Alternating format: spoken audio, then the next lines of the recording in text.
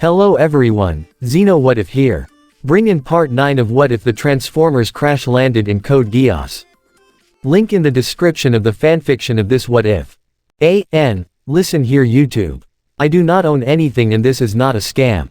Messenger from Kyoto. Lord Megatron. Shockwave bowed to his head to his master as he stood on the bridge of the Nemesis, along with Soundwave and the stunned trio of Seekers. Shockwave. This quite an unexpected turn.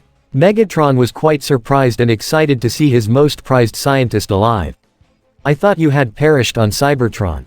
He glared back at Starscream as he was the one who told Megatron that piece of false information. Yes, as did we all. The nervous Starscream quickly said as Thundercracker's eyes were still widened with surprise and even Skywarp's jaw had dropped. Reports of my demise were greatly premature. Shockwave began to explain. A pair of Autobots infiltrated my facility on Cybertron, sabotaging my space bridge. I gave chase but failed to accurately calculate the outcome. I awoke in the rubble, blinded. It soon became clear that I was marooned on our dead planet with no means of communication. In time, I repaired my wounds and resumed my research on spacebridge technology. I had sent out a signal with the intent of a Decepticon party of locating me many cycles ago, only for it to be intercepted by Soundwave who allowed me to travel to this planet. Leaving one unanswered question, he looked directly at Starscream, as did Megatron and Soundwave with Thundercracker and Skywarp backing away. Why was I left for scrap? Abandoned. He walked closer to Starscream and gazed at him with his singular red eye. Why? Starscream's face was filled with visible horror as he, for one of the few moments in his life, gave an honest answer. The explosion. It collapsed the power core chamber. The last thing anyone witnessed was you charging into the spacebridge portal. No one saw you come back out. Shockwave continued to glare at him. I find your reply to be logical. Starscream breathed a huge sigh of relief. But, I'd like to point out that those same Autobots that messed with your spacebridge, RC and Cliffjumper, are here on this planet. Skywarp quickly said. So, you might get a chance for some payback, huh? He laughed slightly in a nervous tone. Noted. Shockwave simply said. Welcome back to the fold, Shockwave. Thundercracker spoke in a professional manner. We have a lot to catch you up on. Indeed, we do. Megatron confirmed. Soundwave, please fill Shockwave in on recent events. The silent Decepticon nodded as Megatron turned to his second-in-command. Starscream, come with me, we have a meeting to attend to. As you wish, Master. Starscream followed Megatron off the bridge, leaving Thundercracker and Skywarp alone with Soundwave and Shockwave. So, I'd better go check on the soldiers.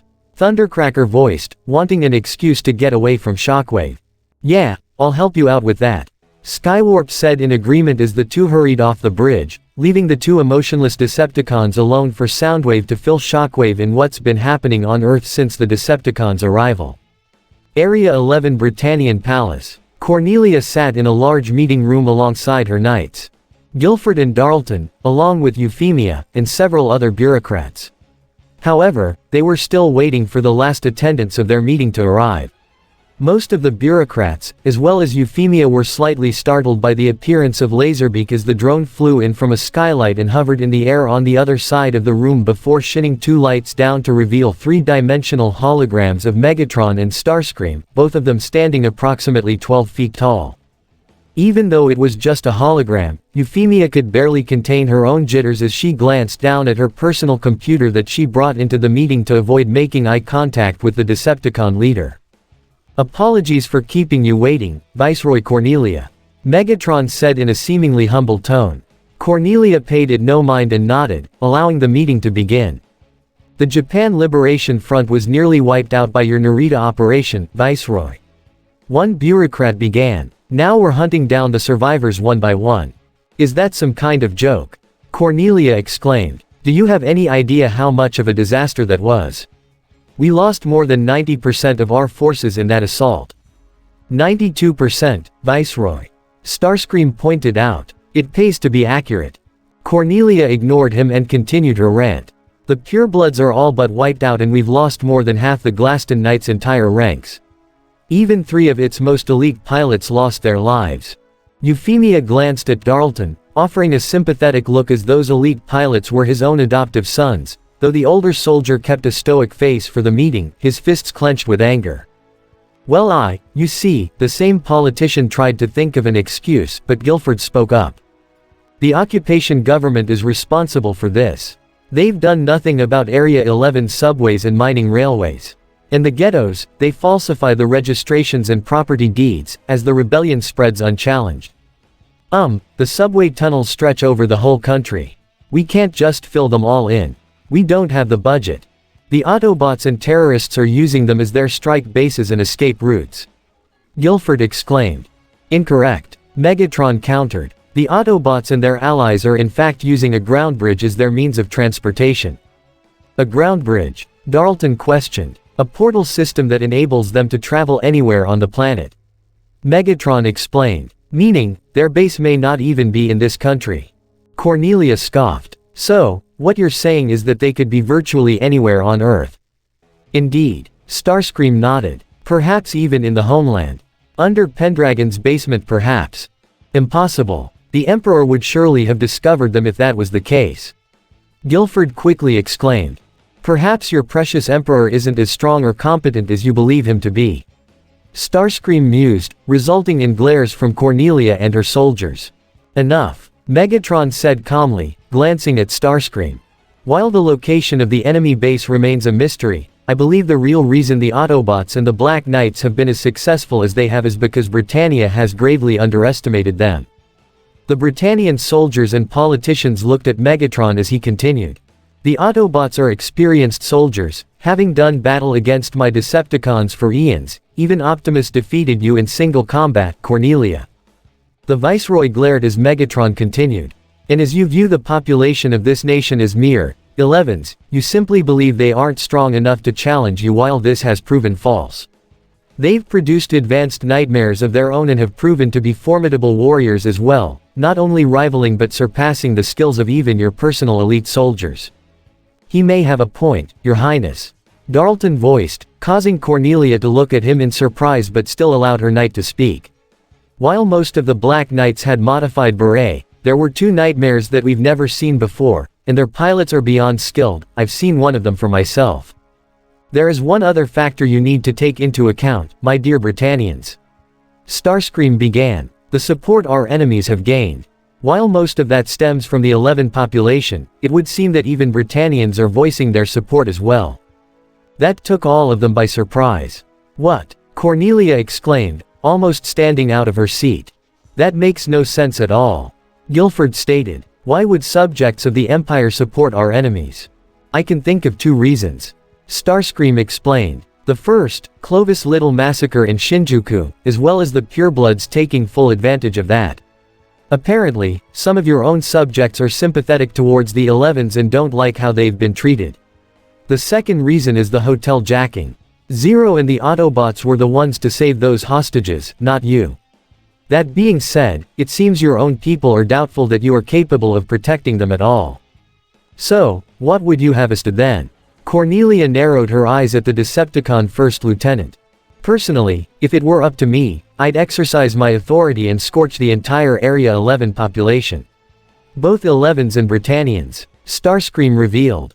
All the Britannians present, royal, soldier, and politicians looked at Starscream in either disgust or horror.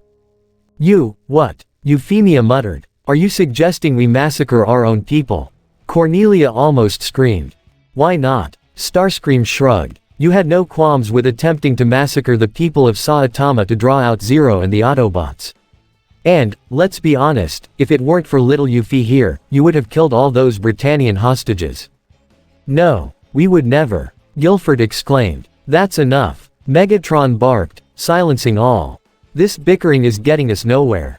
Our enemies are the Autobots and the Black Knights. We must deal with them first before we deal with the fallout.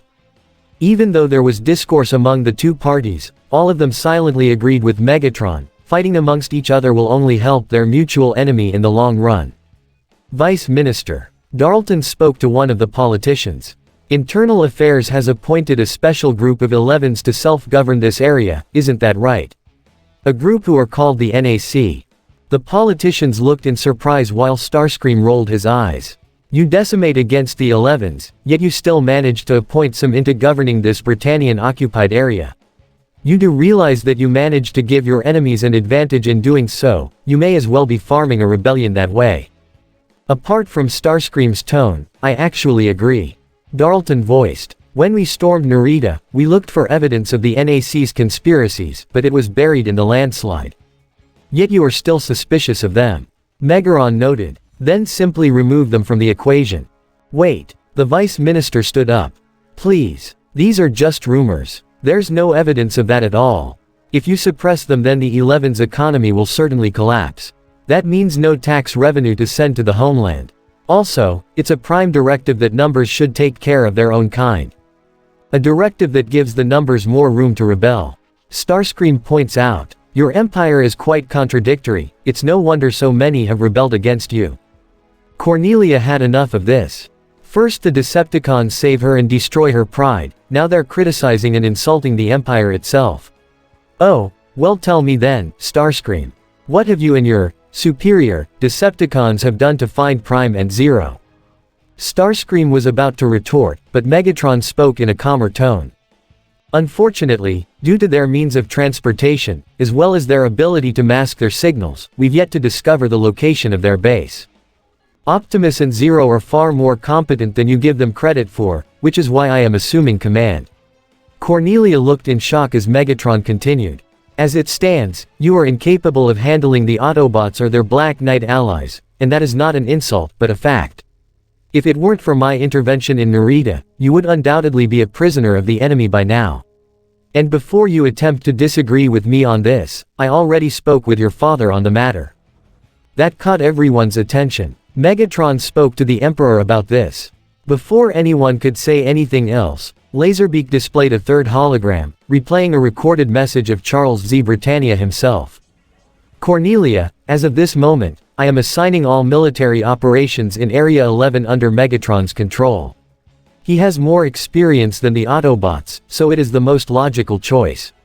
You do not have any say in this, you will work with Megatron. That is my final word. The message ended as all the Britannians were left in silence as Megatron spoke again. So, allow me then to clarify the new chain of command. You still remain the Viceroy of Area 11 and will deal with all political matters as usual.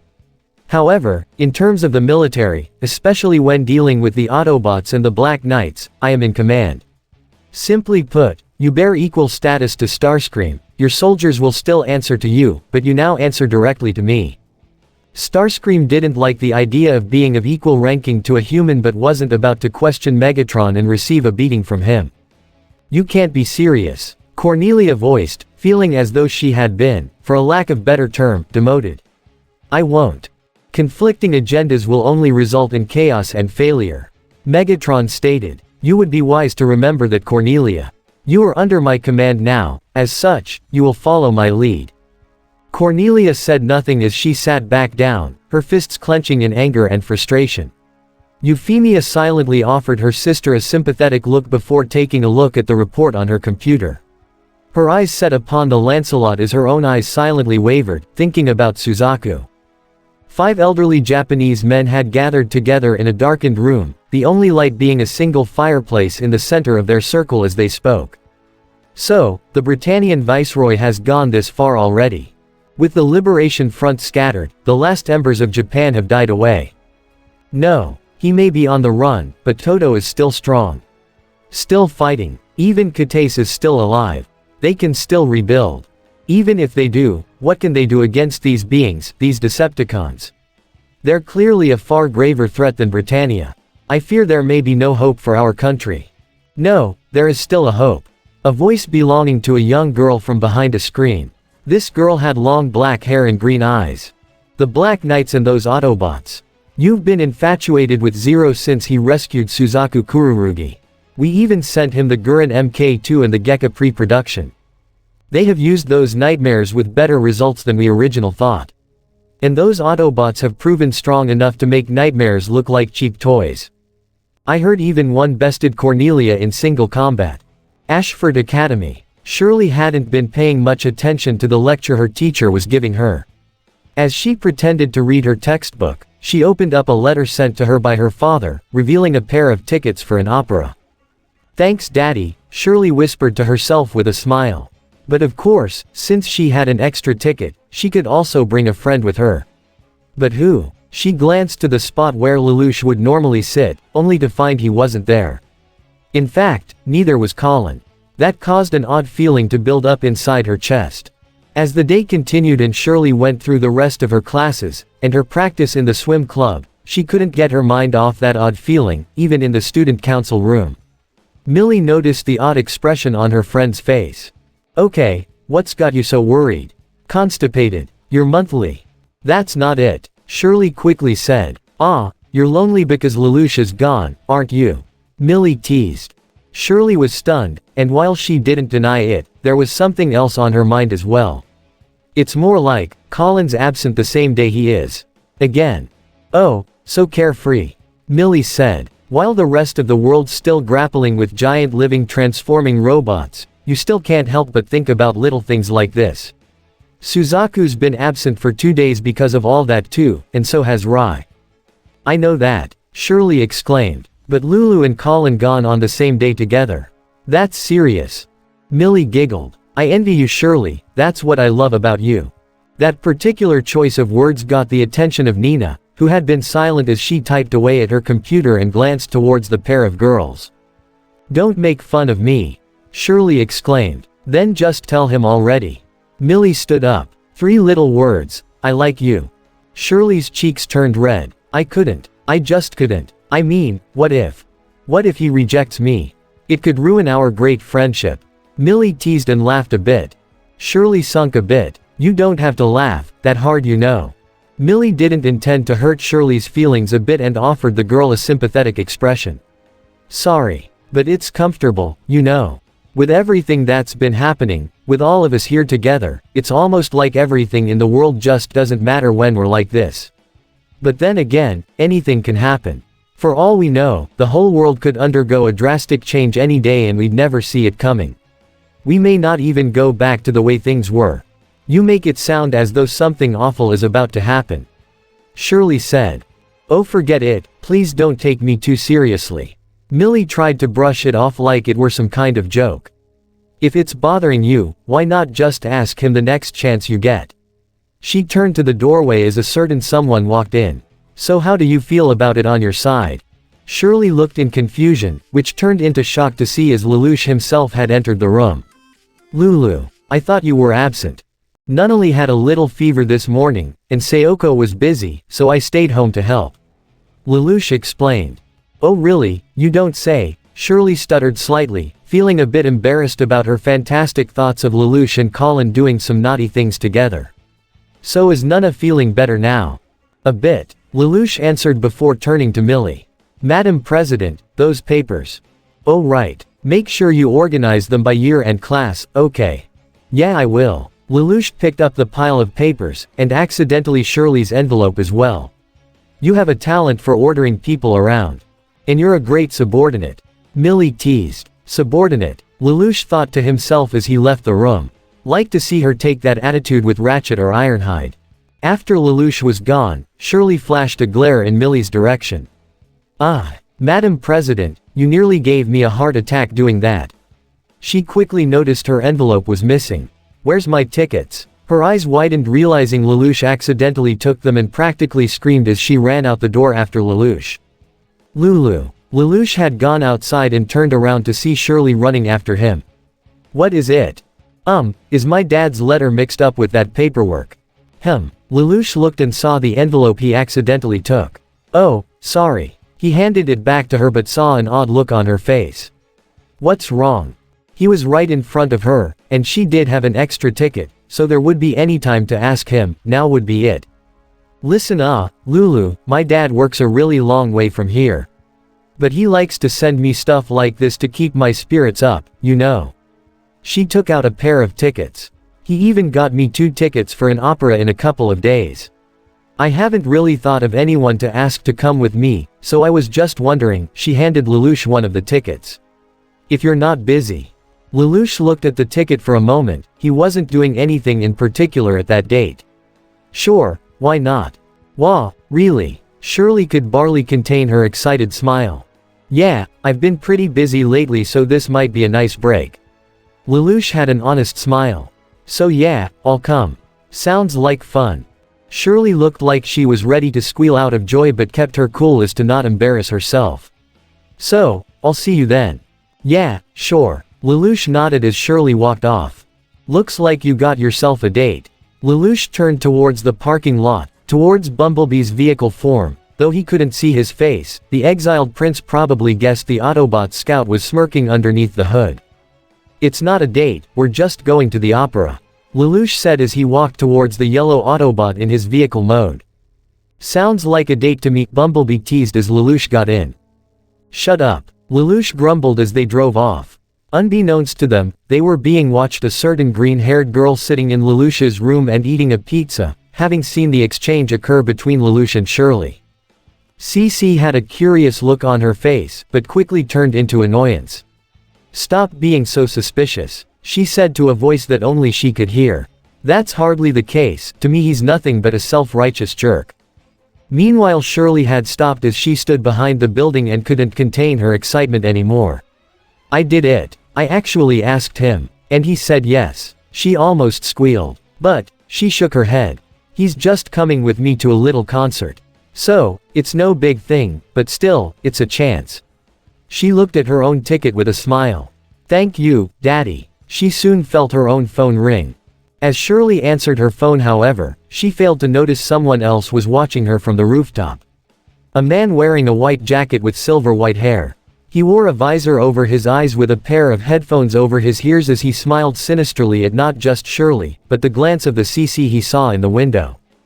The Nemesis, the bridge. Lord Megatron. Shockwave has entered the bridge along with Soundwave as their leader was the only other occupant in the room.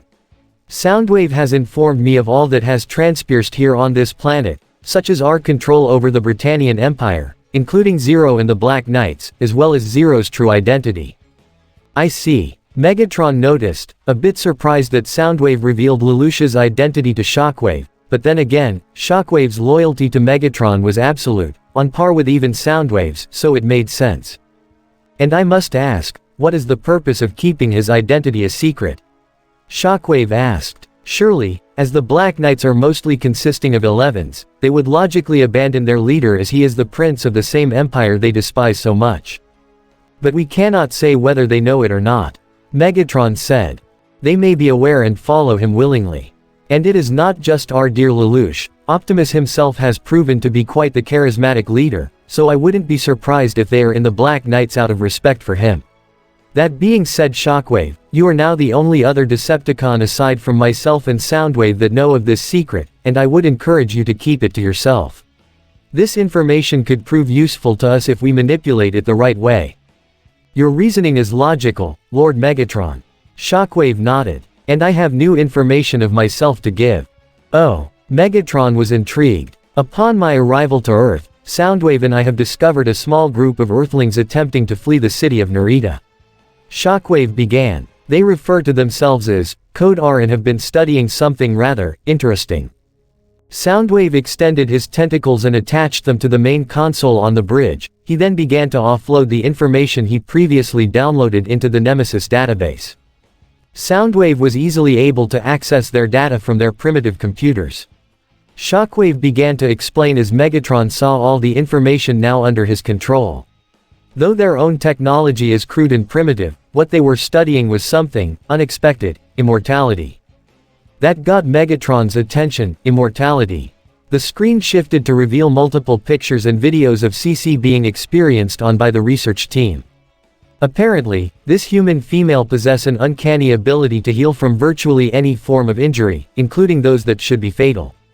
Unfortunately, the information regarding her is limited. It was meant to be kept in secrecy as the data suggests this project was spearheaded by the deceased Britannian Prince Clovis, even from the rest of the Britannian Empire. And there is one other odd piece of information we've discovered: Geass. Megatron raised an eyebrow. And, what exactly is Geass? Unknown. Shockwave replied. Very little information from this Code R has been given, and I myself am unfamiliar with the term. Megatron stroked his chin. Interesting. This, Geass, was amusing enough, but an Earthling with immortality. Not even Cybertronians are immortal. This could prove to be useful. Where are these humans now, Shockwave? They are detained within a special cell aboard the Nemesis. Shockwave answered. As well as an injured Britannian soldier that was nearby, he was taken as well to avoid any witnesses. Very well then, keep them all alive. Megatron instructed. Find out all you can about this Code R, as well as this Geass. And be sure to sever any ties these humans have with their homes, no loose ends. Why such precautions? Shockwave asked. Though Clovis intended to keep such a secret, it makes me wonder what else this world has hidden beneath its surface. And who else may be aware of them? Megatron replied as his eyes narrowed. Charles, you wouldn't happen to be keeping any secrets from me, would you? The Ark. Several Black Knights had gathered in the bridge along with all the Autobots to discuss what happened in Narita. Most of the Black Knights present, including their masked leader, all sat or stood in the living quarters-based installation on the side of the massive chamber as they talked with the Autobots. From what the police reports have said, there were no civilian casualties and all of Narita had been evacuated before the battle took place. I thought that was good news. Ogi said. That is good news. Bulkhead said. We're not like Britannia or the Khans, we're not gonna drag innocent people into this. Which in turn, will help increase our reputation and support. Fix-It voiced. Maybe even bring in some new recruits. Good, we got more rookies to train. Ironhide said. Yeah, but, now we know what the Decepticons are capable of. Colin said. And, they're a lot stronger than I thought. No joke. Rai agreed. We had Britannia on the run, but we were stuck on defense the rest of that fight. Don't beat yourselves up about it. Cliffjumper said. You guys actually managed to kill off more than a few cons, so you've proven yourself quite a bit. We'll just need to change our strategy going forward. But that also means you can't rush straight into a fight. RC pointed out. Yeah, let the Autobots handle the cons' heavy hitters. Wheeljack added.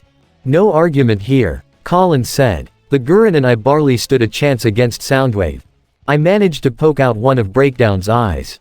Rai pointed out. Right before he sent me flying with that massive hammer of his.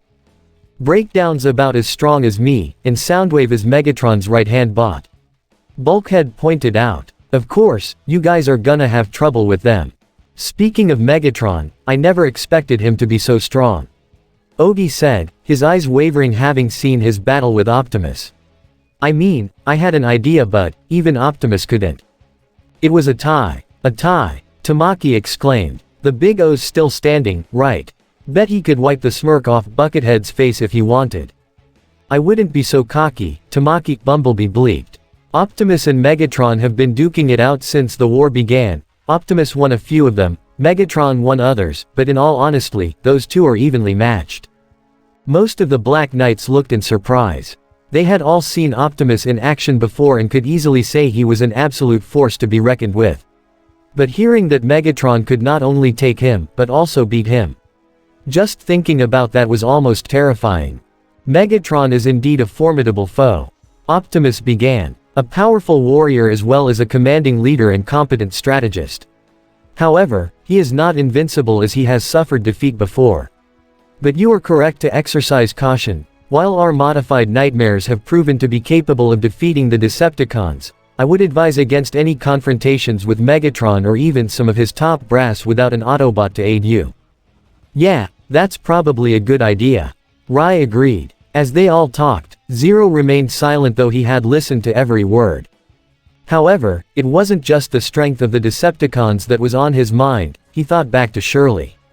He actually was glad that she invited him to go to a concert, with everything that's happened recently, including revealing and explaining his identity to Colin, he needed a break to take his mind off things.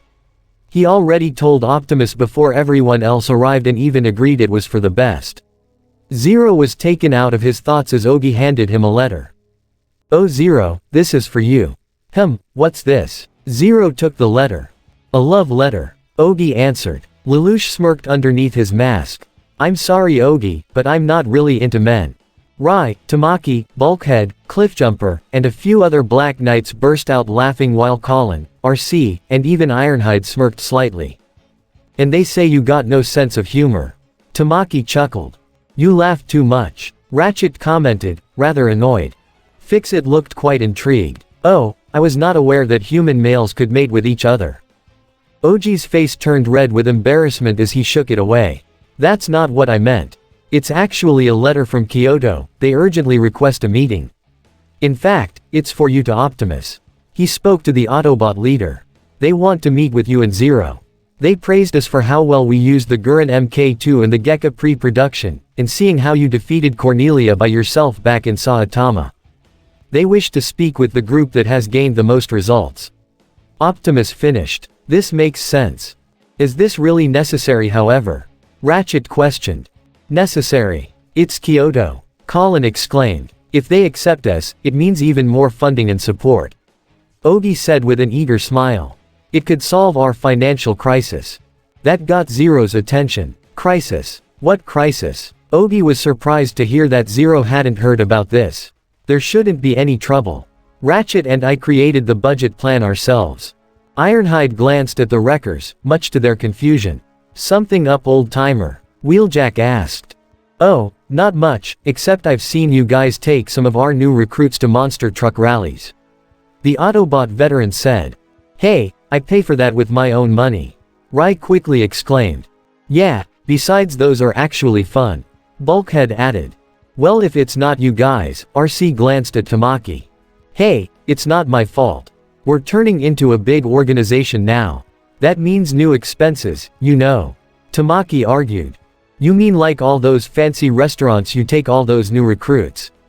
RC questioned with a knowing grin. I've seen where you've been taking them. Looks way too expensive for you to buy on your own. Tamaki's face became one of comic shock. You know about that. Zero sighed. Ogi, you and Fix-It are in charge of the budget for now. Hold it right there. Tamaki stood up. I'm the one that's in charge of the cash. That's my job. Dude, you literally just admitted you used our money to go to fancy restaurants and show off to the new recruits. Rai pointed out. You got potential as a wrecker, Tamaki, but in terms of finance, not so much. Wheeljack pointed out. Agreed, if you want our trust with such an important position, we need to see positive results. Zero pointed out. Did you seriously just say the word, trust? Trust a guy who hides his own face from his own partners? Tamaki exclaimed. Oh scrap. Bulkhead muttered as several Black Knights looked at Zero with similar expressions as Rai looked nervous. How about it, Zero, huh? And what about you guys? Tamaki looked to the rest of the Autobots. Fix-It looked the most nervous while the others had serious expressions on their faces. You've been with him longer than we have. Have you seen his face? Why not let the rest of us in on it? Tamaki, Optimus was about to speak, but Colin already stood up to defend him. Zero's not the problem here. The red-headed girl spoke to Tamaki. Who cares who he is? He saved all our lives in Shinjuku, and he's given us all so much. Same goes for the Autobots. You've seen what the Decepticons are like, Tamaki. You really think we would have stood even the slightest chance without them? Tamaki grumbled a bit before sitting down and crossing his arms. He wouldn't admit it, but he knew she was right. The Black Knights on their own wouldn't stand a chance against the Decepticons. It's thanks to the Autobots that the Black Knights even exist at all. Zero looked up at Colin as he said nothing, but his eyes did waver a bit, feeling a tad bad to put Colin in this position. Rai felt similarly as they both remember what happened after she learned about his identity shortly after Narita. Flashback. Once all the Black Knights had recovered from their ordeal in Narita.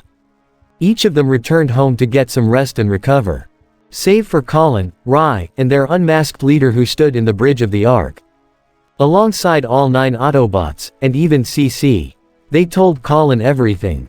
Zero's real identity is not only her classmate Lelouch, but also the exiled Prince Lelouch v Britannia, long thought to be dead.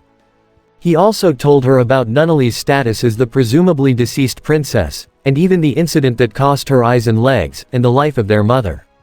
Lelouch also told her about his Geass and how he got it from CC and even revealed her real name to her, much to the Immortal's chagrin.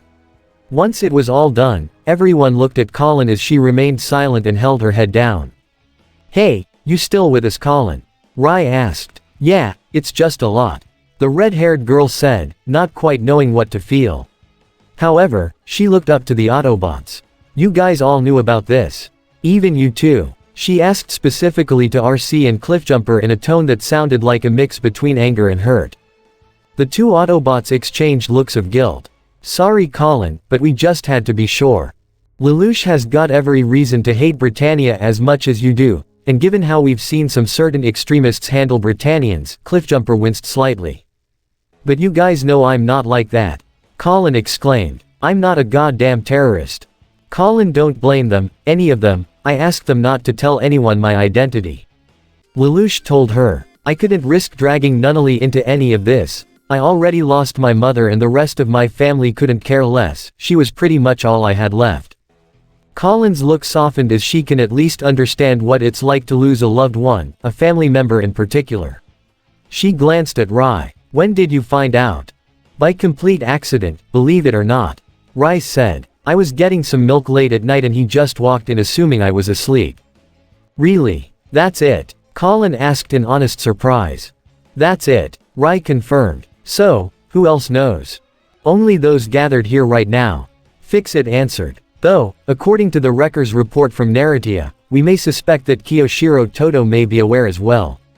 Not surprised, Lelouch said. He was one of those who looked after me and my sister when we were sent to Japan. That man is a true warrior and an absolute genius.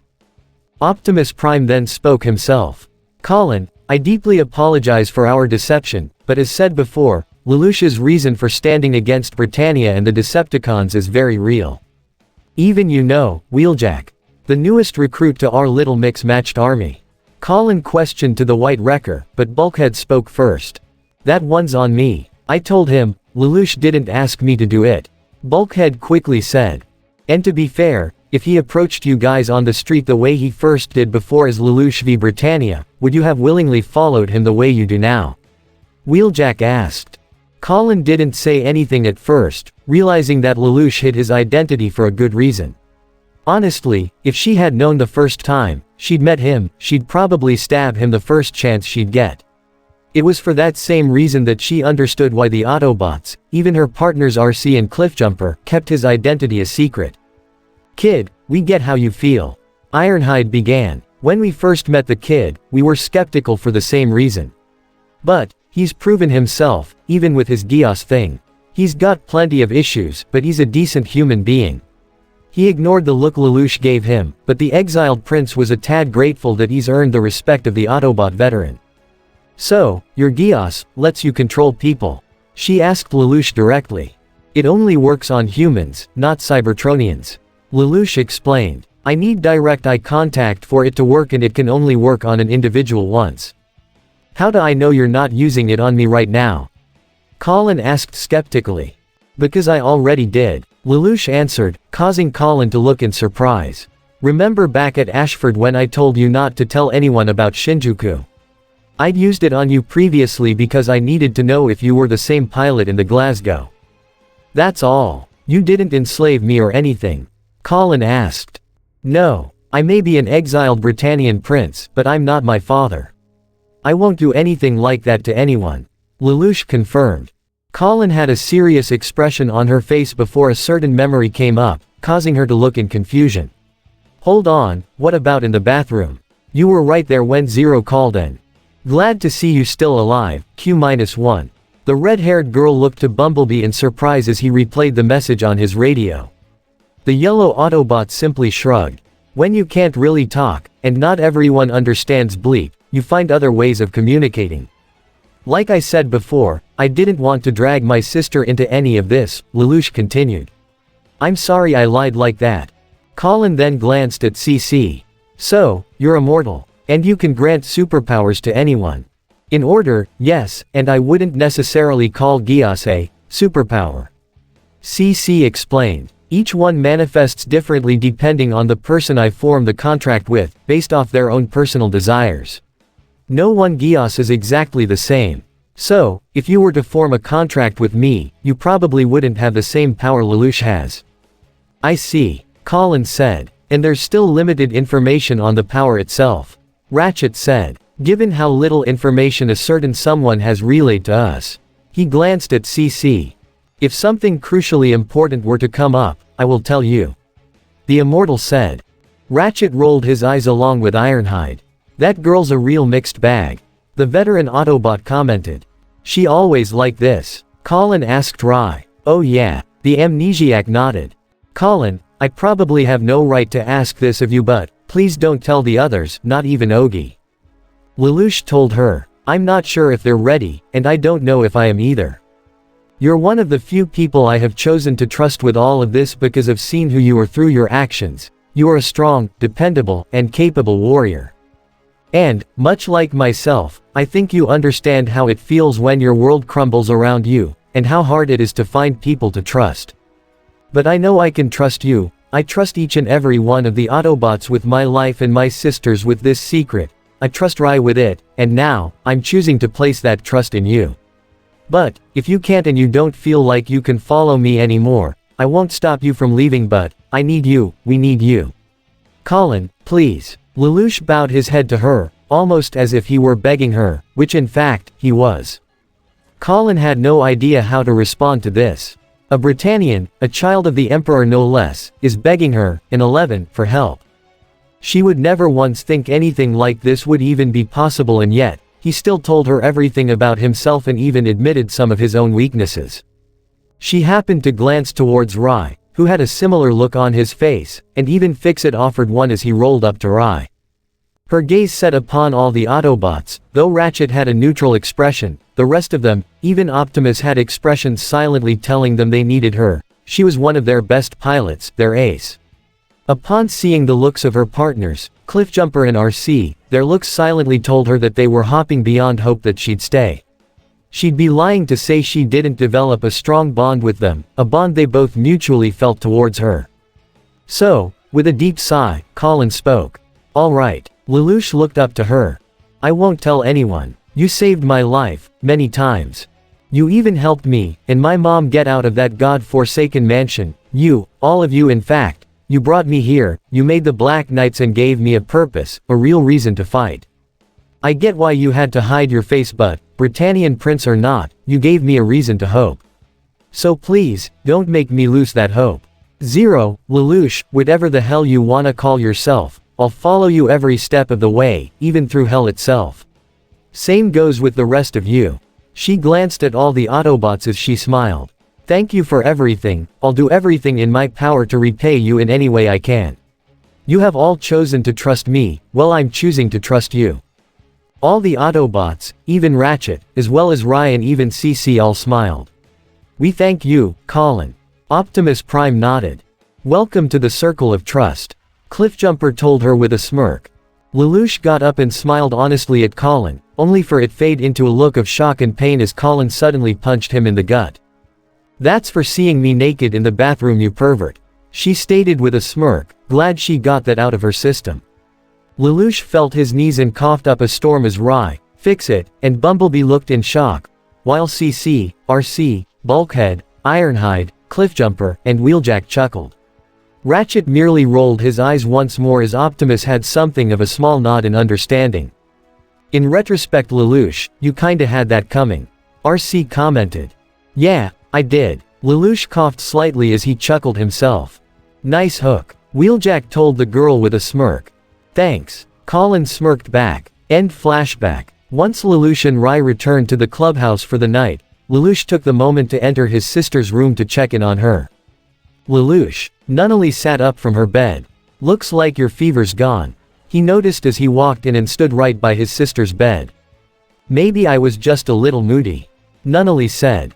Moody. Nunnally laid back down. It just seems to me lately, that you've become a little distant, like you have other things weighing on your mind. Lelouch gave a small gasp, but it faded as Nunnally had a small playful smirk on her face. Perhaps my body just did this on your own to get your attention. Despite the small humor, Lelouch had a serious and concerned expression as he kneeled down and gently grasped his sister's hand. Maybe you're right, he admitted. I've had some things on my mind lately. Nunnally's smile faded. You know, you can tell me if you want to. I don't want to seem like a burden to you. You're not a burden, Nunnally. Don't think for 1 second that you are. Lelouch told her. While there have been things on my mind, I've had friends to help me through it. I'm not alone, I promise. Nunnally smiled. I'm glad to hear you're making friends. I'd like to meet them someday. Yeah, someday maybe. Lelouch had something of a sad smile. He wanted to tell her about him being Zero as well as the Autobots, but that would mean he'd also have to tell her about the Decepticons, and he really didn't want to make her worry. But with everything that's been happening recently, he may have no choice but to tell her someday. So then, can I be a little selfish now? Nunnally asked. Please stay with me a little bit longer. If I fall asleep alone, I'm afraid I'll have that dream again. Lelouch held her hand a bit tighter. Nunnally, I promise that no matter what, I'll always be here for you. I'm not going anywhere. The next day, the Ark. Thanks to the information you've provided, we've obtained a potential list of Kyoto's leaders. Ratchet told Lelouch over the communications as he and the other Autobots, minus Bumblebee, looked at the list of elderly Japanese businessmen and politicians on the Ark screen. But we can't know for sure whether any of them are with Kyoto for sure. Fixit added. Of course, Lelouch said. If it were easy to identify them, Britannia would have snuffed them out a long time ago. Gotta give these guys credit. Wheeljack complimented, pretending to be with those higher crust wannabe cons while supplying resistant groups. I like M. You would. Ironhide commented to the wrecker. I'll meet you at the Ark shortly, only a handful of Black Knights will accompany me and Optimus. Lelouch said. You don't need the rest of us. Bulkhead asked. This is a meeting, we're not going into battle. Lelouch replied. I agree with Lelouch. Optimus spoke. If we are to establish a formidable opposition to Britannia and the Decepticons, we'll need allies. With Kyoto's connections and resources combined with the information we can provide, we'll be able to strengthen our arms. Even so, this is a bit of a risk considering we don't know who we're supposed to meet. RC commented. Well, it does make sense. These guys gotta hide their identity too, and for good reasons. Cliffjumper said. Either way, we need to meet with them. I'll be at the Ark shortly. See you soon. Lelouch hung up as he sat in Bumblebee's driver's seat, as his vehicle mode was still in the Ashford parking lot. So, you know any of these guys? Bumblebee asked. Out of all the potential collaborators, there really is only one that I know personally. Lelouch answered. And I'm hoping it's him we're meeting with. And if it's not, Bumblebee asked, then we'll just have to hope they listen to us. It pains me to admit it, but we need Kyoto's help. Lelouch said. Yeah, I see your point. Oh, by the way, you forgot something. Bumblebee's CD drive opened as a small claw handed Lelouch his ticket for the opera that Shirley gave him, reminding Lelouch that the opera is tonight, around the same time he's supposed to meet with her.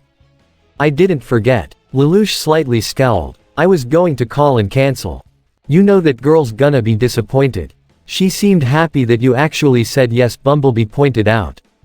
Yeah, I know. But this takes priority. Lelouch said, feeling a bit disappointed himself as he was actually looking forward to a nice quiet night. Hey Lelouch, can I ask you something? What is it? What exactly does that girl mean to you? Bumblebee asked, taking Lelouch by surprise as he clearly did not expect that sort of question. It's obvious she cares about you a lot, but do you feel the same way towards her? Lelouch looked out the window and didn't answer right away. She's a good person. She's been really nice to Nunnally and I appreciate that. Do you see her as a friend? Yeah, I guess I do. But she doesn't know about you. She doesn't know you're an exiled prince, or that you're really Zero. Bumblebee pointed out. What do you want me to say, Bumblebee? Lelouch questioned. Hey Shirley, guess what? I'm not only the Prince of Britannia, an empire that I hate with every fiber of my being, but I'm also the masked leader of a rebellion working alongside alien robots and fighting a war. Well no, maybe don't lead with that. I can't tell her, Lelouch said honestly. I don't want her, or anyone else from Ashford getting dragged into this. I can't imagine what Britannia, or the cons might do to them. Okay, I see what you mean. But Rye knows, and we've even let Colin into our little social circle, Bumblebee pointed out. That's different and you know it. Lelouch stated. They're both warriors, they can fight. Shirley's anything but a fighter. Before their conversation could continue, Lelouch felt his phone ring and looked on the caller ID to see it was Shirley calling him. He answered it without a second thought. Shirley, I was going to call in. Listen, Lulu, I know I made a date with you, but I may be late. Sorry, but anyway, I'm sure it'll be fine, really. It's alright. Lelouch told her. I might be late myself, so don't worry. Okay, well, see you tonight. Yeah, Lelouch replied before hanging up. You didn't cancel. Bumblebee said. You said you were going to be late, that's not canceling. Lelouch sighed. Let's just go. If Bumblebee's face was exposed, it would have a serious yet concerned expression as he drove off with Lelouch inside. Narita. Multiple Sutherlands had gathered around the rubble of the landslide to dig out the remains of their fallen soldiers. Despite being no civilian casualties, deaths among the military were rather extreme. Their bodies, or what remained of them, were brought to multiple tents at the bottom of the mountain where the families of the soldiers could identify them. Suzaku was present underneath one tent as he saw this morbid scene play out, and yet his mind couldn't help but think of his encounter with Zero, the yellow Autobot, and that one green-haired girl.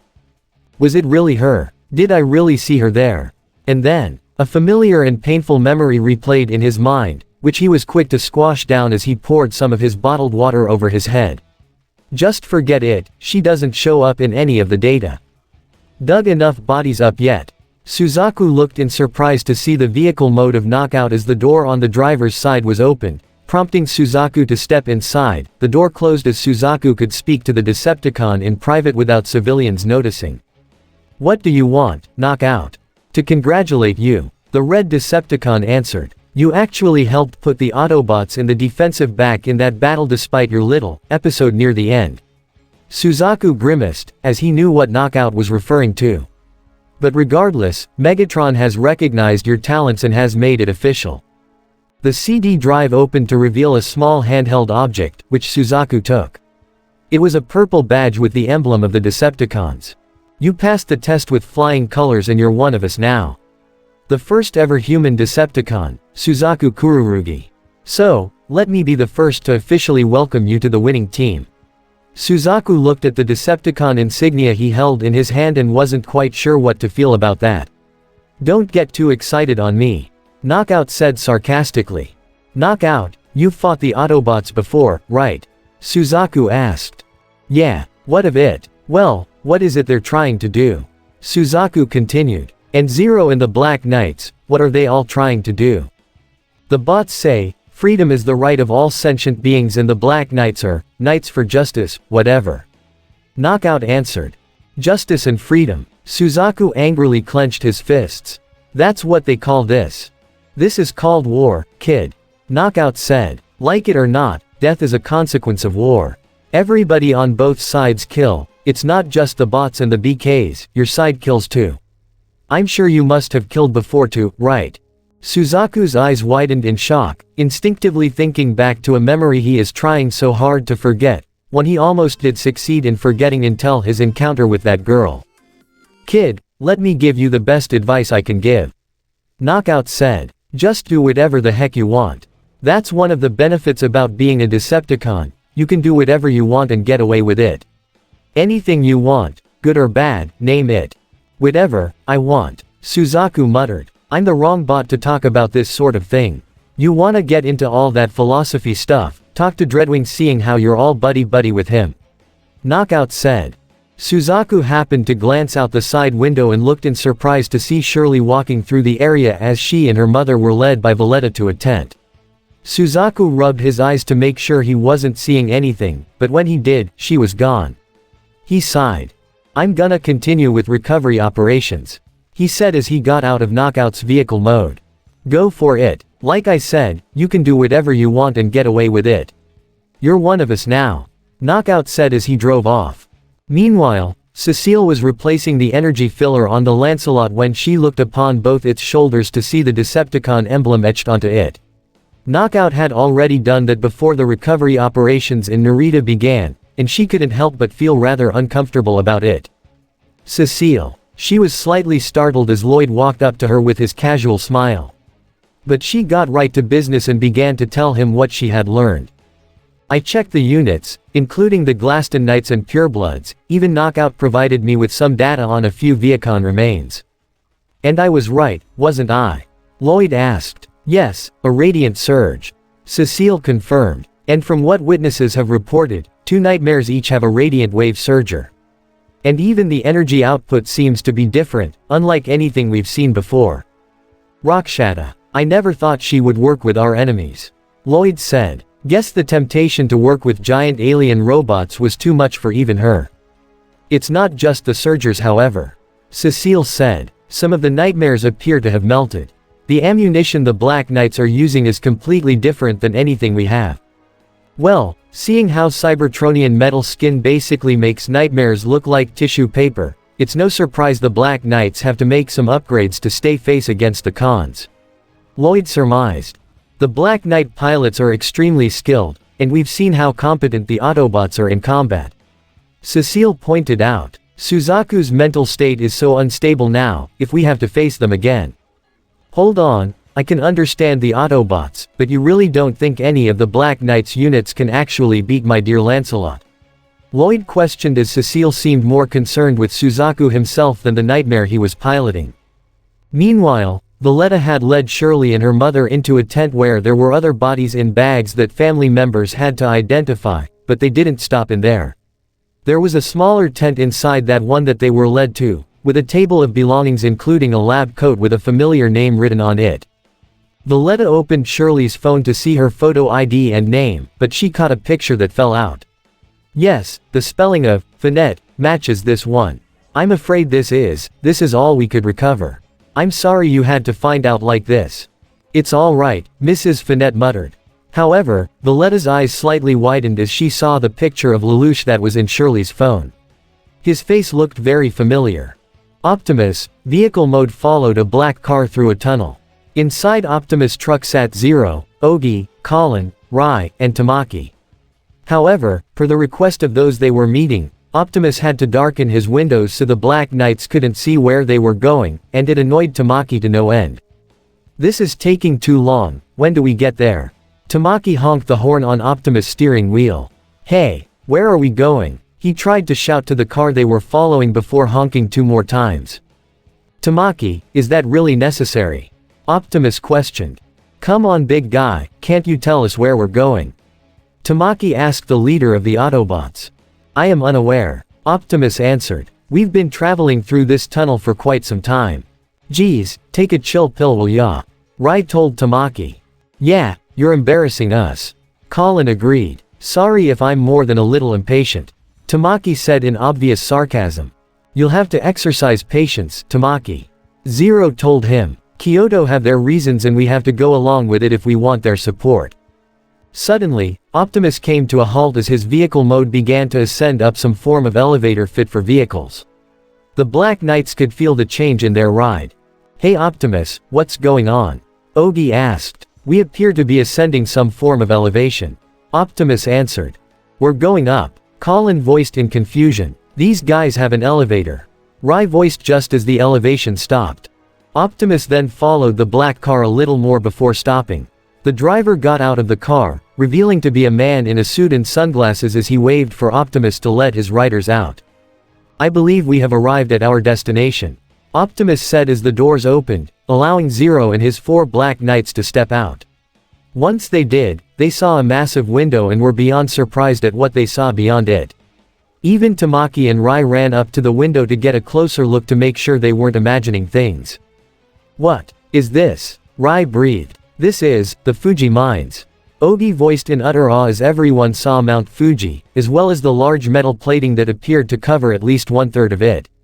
Even Optimus was partly amazed at this sight, but was also saddened at the thought of Britannia, and indirectly the Decepticons, using it for their own purposes.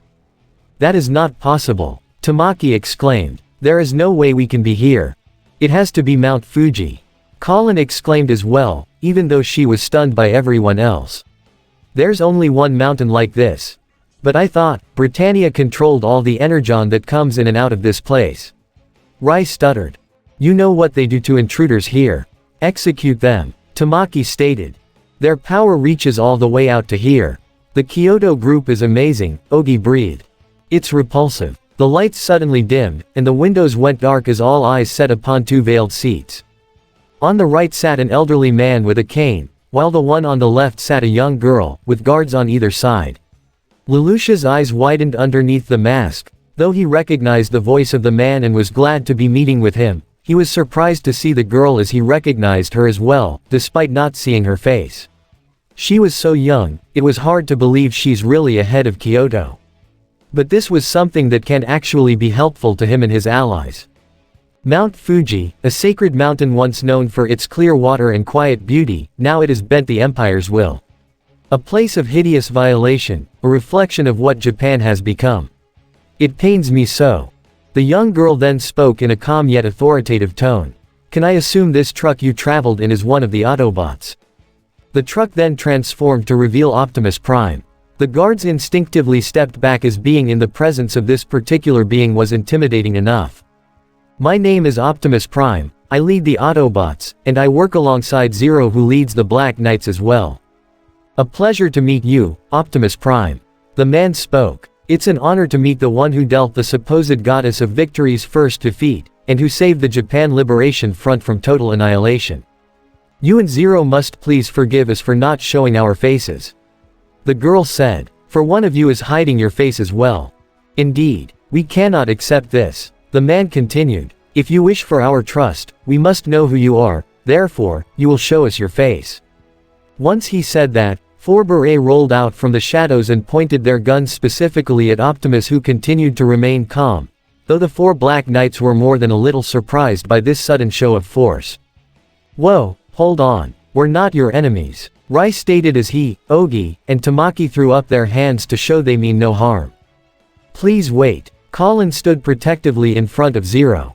Zero and Optimus have given us power and victory. You cannot.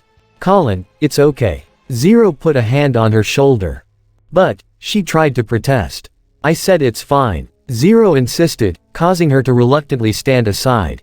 Which of you is Ogi? The man asked. Ogi stood straight. That's me. You will remove Zero's mask. Before Ogi could make even a move or a protest, Zero spoke. That won't be necessary, Lord Taiza Kirihara, Lady Kagaya Sumeragi. Both the identified heads of the House of Kyoto had their eyes widened in shock as the guards and nightmares immediately pointed their guns at Zero. The Black Knights looked in shock at how Zero was able to know their names without seeing their faces. However, Optimus was able to step protectively in front of Lelouch. We bear no ill will towards you, Lord Kirihara. Lady Kagaya, please stand down and hear us out. Optimus said. The guards and nightmares didn't appear to listen until the man identified as Kirihara shouted. Enough. Stand down. But, they know your name. Both your names. They cannot, one guard protested. I said stand down, Kirihara exclaimed. If Optimus Prime is strong enough to defeat even Cornelia, what hope can we have to defeat him with simple beret? Kagaya spoke. The guards then did as requested as they lowered their pistols and the beret backed away. Zero, Optimus Prime, how do you know of us? Kirihara questioned. Zero chuckled slightly as he stepped forward from behind Optimus. It would be hard for me to forget the two of you, for I have yet to repay my debt to you for taking care of me all those years ago. He placed his hand on his mask as it retracted. Me, and my sister. He removed it completely so that everyone can see his face. Both Kirihara's and Kagaya's eyes widened as their pupils shook. You, Lord Kirihara couldn't believe it as Kagaya's face instinctively contorted into a small smile. Colin and Rai were surprised to see Lelouch openly reveal his face like this. Ogi's own eyes were so wide they were almost circular as his mouth formed into a perfect O, while Tamaki looked with a hanging jaw. Their masked and mysterious leader was a kid. A kid who looked as though he was in high school. And a Britannian no less. Optimus had a look of understanding on his face. He was glad to see Lelouch already expanding his circle, and even more so that he was acquainted with these particular people. Lelouch had already told Optimus about his and Nunnally's time under the Kururugi family's watch and all the people they've met there, so there was something heartwarming about Lelouch meeting with people that he has a great deal of respect towards. Immediately, the young girl named Kagaya dashed out from behind her veil and nearly rammed Lelouch off his feet as she wrapped her arms around his frame. Optimus was mildly stunned while Rai and Ogi were more than a little shocked. Tamaki's jaw hit the floor while Colin's eyebrow twitched. For some reason, she didn't feel comfortable with this girl being so clingy to Lelouch. Oh my gosh, Lelouch. I can't believe it. Kagaya beamed so excitedly. It's been so long. You've gotten so much taller. And you're Zero. This is amazing. Lelouch had an honest laugh. And you haven't changed a bit, have you? He ruffled her hair bit. Kirihara stepped out from his own veil as all 4 black knights straightened themselves out in his presence as he had a grin on his face. It's been 8 years since that family received you as a hostage. I do appreciate everything you've done for me back then, Lord Kirihara. Lelouch said honestly. If it hadn't been me or Kagaya you met tonight, would you have taken a messenger as a hostage? Kirihara asked. Not at all. We came here because we need your help, nothing more. Lelouch replied. Please. You actually said, please. You've changed quite a bit, haven't you? The elderly head of Kyoto gave a booming laugh. Ogi. Yes sir. Ogi stood in attendance. This man is a true mortal enemy of Britannia, he may have hidden his face from you but for vital reasons. Kirihara told him, should the enemy be aware of his identity, his loved ones could be placed in danger, the same can be said for the rest of you. I urge you to follow Zero, even these Autobots. If you do, we'll assist you generously, with intelligence and strategic support. Colin and Rai exchanged wide smiles and even Tamaki looked more than a little happy with Ogi Barley containing his smile. We're grateful and we thank you. Kirihara nodded before looking up to Optimus. I can understand Zero's reasoning, but what reason do you have for fighting Britannia, Optimus Prime? What is it the Autobots seek? The Autobots firmly believe that freedom is the right of all sentient beings. Optimus began. What Britannia is doing is atrocious and they must be stopped. We will do everything in our power to ensure that happens. However, Britannia is not the only threat this planet faces. Kagaya finally let go of Lelouch as she had a serious look on her face. I trust you are referring to these Decepticons. Indeed. Optimus confirmed. The Autobot leader then began to explain what the Decepticons are, as well as the details regarding the war for Cybertron and the horrifying fate of the planet. Optimus also explained how Britannia appears to be a puppet state for the Decepticons as the Sakuradite they are hunting is really Energon, the fuel and lifeblood of all Cybertronians. Optimus also said how he theorizes that the Britannian Emperor may have been directly mentored by the Decepticon leader, Megatron. Though Optimus couldn't confirm this, it was still a strong possibility. I see. Kirihara had a gravely serious look on his face. It would appear these Decepticons are an even graver threat than we initially thought. Yes, suffice to say the fate of the entire Earth, not just Japan, hangs in the balance. Optimus stated. Just as you have said you will provide support for us, we in turn will provide you with any and all knowledge regarding the Decepticons we possess, their membership, strategies, tactics, and weaponry, as well as any new information we may learn in the future. The bargain is acceptable. Kirihara nodded. Lelouch smiled as he looked towards Kagaya. Looks like we have to go. Kagaya put on a pouty face. Ah, do you have to? You just got here. He patted her head. Don't worry, I'm sure we'll see each other again. He said as Optimus transformed back into his vehicle mode as Colin, Rai, Ogi, and Tamaki stepped inside. Are you embarking on the path of blood, Lelouch? Kirihara asked him with a grin. Lelouch turned back with his own grin. If I have to, yes. He put his Zero mask back on as he got into Optimus and they left. Later that evening, Optimus returned to the Ark to tell the rest of the Autobots and Black Knights the good news. In the meantime, Lelouch had changed into some casual clothes as Bumblebee drove through the rain near an opera house. Looks like it already started. Bumblebee observed. Told you it would be too late. Yeah, you were right. Lelouch sighed. I'll just make up some excuse next time I see her. But things are looking bright for us, we have Kyoto's support now. That is good news. Bumblebee agreed. Rai even told me you know 2 of their heads. One of which happens to be a cute girl. Lelouch rolled his eyes. Why do I have a feeling you enjoy teasing me like this? Because you make it so easy.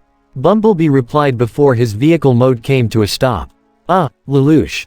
What is it? He looked out the passenger's window and was stunned to see Shirley standing there, without an umbrella and completely drenched in rain. He quickly got out of the car and came over to her. Shirley, what are you doing out here? She didn't appear to answer as her hair covered her face. Come on, let's get you out of the rain. Lelouch put Shirley in Bumblebee's passenger seat as he sat down in the driver's seat next to her. I'm really sorry I was late. Something urgent came up and I couldn't ignore it. I thought you'd already be back home by now. He said but noticed how red Shirley's face was with something coming down her cheeks, It wasn't just rainwater, wait, was she crying? Surely. What's wrong? Lulu, tell me, Zero, he fights for the weak, doesn't he? Lelouch looked a bit confused. Well, yeah, I mean, that's what he said. Then why did he kill my father? Lelouch's eyes widened, as would have Bumblebee's optics if his face had been visible. Shirley lifted her face to reveal tears streaming down her red and puffy eyes. You know, my father was so gentle. He never ever hurt me. He didn't do anything wrong. But he was killed, there wasn't even a body. Why? Why did my father have to die? I don't want this, no. She completely lost control as she leapt over to Lelouch, wrapping her arms around him as she buried her face into her chest, crying up a storm. Please, Lulu, help me. She pressed her lips against his before continuing to cry into him.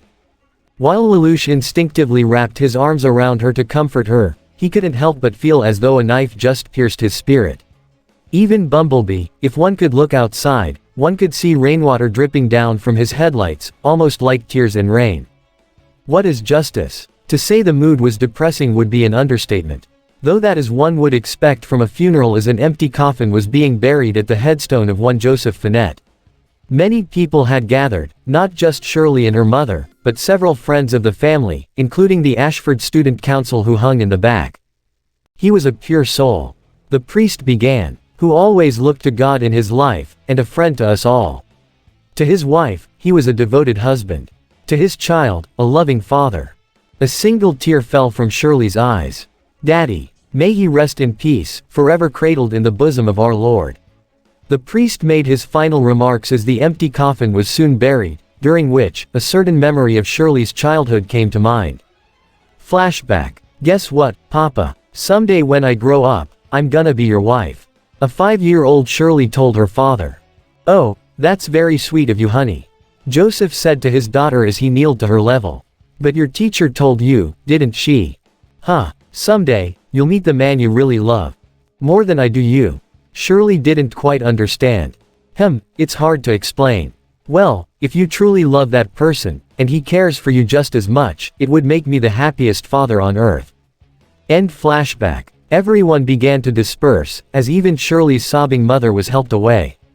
Though Shirley stayed behind a few more minutes before turning around to meet her friends from school, all of them gave her apologetic and remorseful expressions, though Lelouch's face was obscured behind his hair. Shirley, I'm so sorry this happened, Colin said sincerely, though she had tried to keep up her facade as the sickly schoolgirl, she truly meant what she said. Your father I'm so sorry Shirley Rai stuttered, feeling responsible as he, unknown to most of his friends present, was the one who triggered the landslide in Narita. Oh stop, what do you guys have to apologize for, it's not your fault. Shirley told them with a sad smile, not noticing the guilty looks Rai and Colin share with each other. We feel awful, Rival stated. It's just, when we were all watching the hotel jacking on TV, I thought that the Black Knights and the Autobots were heroes. I mean, they saved you and everyone else, and who else doesn't get excited about giant transforming robots? I even posted some stuff online and, he bowed his head to her. Forgive me. Come on, don't be silly. Shirley told him as she walked toward her friends. That has absolutely nothing to do with this at all. I mean, even I thought those guys were cool and… Shirley, stop. Millie put both her hands on her friend's shoulders. Seriously, I'm starting to worry about you here. Have you cried yet? If you simply hold it in, it's only going to be harder for you later on. You don't have to worry, Shirley looked down. Really, I'm fine. I've cried a lot, she said, remembering how she cried up a storm the previous night into Lelouch's shoulder. Cowards. Suzaku spat in disgust as a scornful look fell on his face. Zero, the Autobots, those Black Knights, their methods are just cowardly. They talk about justice and this is their end result. Suzaku, really, you're talking about this now? Rai questioned angrily as he pulled on his shoulder. But it's the truth. Suzaku, this is a funeral. Rai exclaimed. You're entitled to your opinion, but now is not the time to express it. Opinion? Suzaku questioned in anger and disbelief. It almost sounds like you're actually defending them, Rai. That's got nothing to do with this. Rai argued. Guys stop, no fighting. Shirley got in between then. I don't want to see my friends like this, please. Rai and Suzaku both looked away at that, while Colin paid a concerning glance to Lelouch, who had yet to even speak or make a move. Millie sighed. Well, I think it's time we head back, everyone, she said to the student council before offering Shirley a friendly and welcoming smile. Shirley, we'll be waiting for you. Back in the old student council room, same as ever. Shirley was truly grateful for the support her friends offered. She smiled back and nodded as Millie turned back to everyone else. Come on guys, let's go. Hey Lelouch. Rivals tried to speak to him, but Millie pushed him away. What I do? As everyone else began to walk away, Colin noticed something fall out of Suzaku's pocket and went to pick it up. Hey Suzaku, you dropped your… Her pupils shrank as she saw what it was, a badge with the Decepticon insignia on it. Suzaku quickly took the badge from her hand and put in his pocket before quickly walking away. Suzaku, what was that? Colin questioned. It's nothing, don't worry about it, he replied as he walked away, not noticing the subtle expression of disbelief she had on her face. Meanwhile, Shirley was left alone with Lelouch as the rain began to fall over them. He wanted to say something to her, as he knew exactly what it was like to lose a loving parent, but he couldn't find the strength or courage to do so. What would he say to her? He was responsible for the death of her father, for causing her so much pain. Did he really have the right to express his sympathy toward her? Lulu, Shirley spoke up. Forgive me. What? Lelouch did not expect her to say that. It wasn't fair, kissing you like that. She stuttered. It wasn't fair of me at all. It was just something I did. Forget about it, okay? I shouldn't have put you on the spot like that. Tears welled up in both her eyes. I'm sorry, it was totally stupid of me. I mean, you finally kissed me, and I can't even be happy. She ran away. Wah, Shirley. He wanted to go after her, but his feet wouldn't move. Realizing he didn't know what to say to her, he turned around and walked away. Lelouch walked until he made it to the parked vehicle mode of Bumblebee before getting into the driver's seat. Hey, Lelouch, are you okay? Bumblebee asked in concern. Take me to the Ark, Lelouch said immediately. Are you sure? Just drive. Before Bumblebee could drive away, however, there was a knock on the passenger window. It was lowered and Lelouch could only look in surprise at seeing Colin and Rai outside the vehicle mode of the Autobot Scout with concerned expressions. Lelouch only nodded as Bumblebee opened his back door, allowing the two young Black Knights to step in before Bumblebee left with his passengers. Meanwhile, after saying goodbye to everyone else, Suzaku hung underneath a tree as it continued to rain. He looked at the Decepticon badge in his hand with a serious expression before he pressed a button at the top, allowing it to open up and expand almost like a cell phone. Knockout, are you there? He spoke into it. If it isn't our newest recruit. What can I do you for? Knockout responded over the line. I want to meet with Megatron. Right now. The Ark. Lelouch sat alone on the bridge of the derelict Autobot ship as he gazed up at the window and watched aimlessly as the fish passed by in the ocean just outside. Bumblebee, Optimus Prime, even Ironhide and Ratchet looked at the boy with concern. Bumblebee had already told the rest of the Autobots what had happened with Shirley's father and his supposed death. Needless to say, it wasn't hard for them to understand what Lelouch was feeling. They've all felt the same way more than once. Fix-It rolled up to Lelouch as he sat on the floor of a catwalk. Can I get you anything, Lelouch? Some hot cocoa or something? He asked politely. Do you even know how to make it? Lelouch asked autonomously, with no emotion in his voice whatsoever. Well, as we are housing our ever-growing Black Knight army, we've taken the liberties of acquiring human food. Fix-It told him. That's good, Lelouch replied, not taking his eyes off the ocean. So, do you want any? Fix-It asked. I'm fine. You don't seem fine, Ironhide said as he was the first to walk up. He gave a sigh as he spoke. Kid, look, as hard as it is to accept, this thing happens in war. You can't change that. I know that, Lelouch responded in a grunt. Are you planning on stopping? Ratchet questioned as he walked up. If you're going to fall apart when this happens. Do you have any room to talk, Ratchet? Lelouch questioned as he angrily turned around. You're a doctor, not a soldier. You got no idea what it's like. Ratchet slammed his fist down hard on a console, surprising Lelouch. Just because I'm a medic doesn't mean I don't know what death is. The white and red Autobot yelled.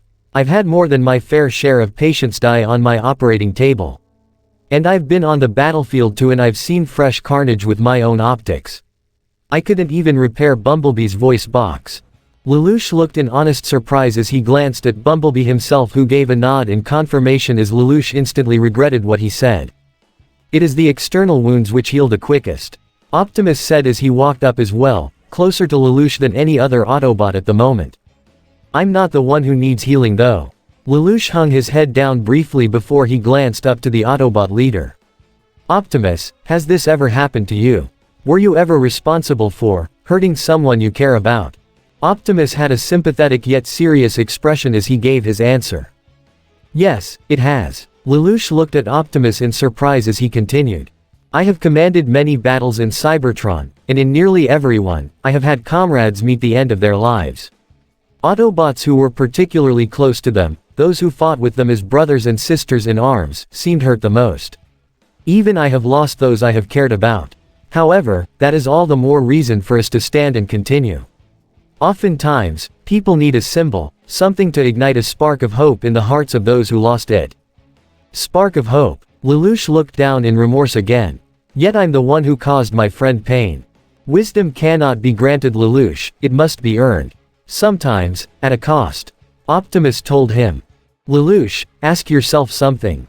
Bumblebee also said. Did you tell Shirley's father to be in Narita? Did you even know he'd be there? Did you shoot him yourself?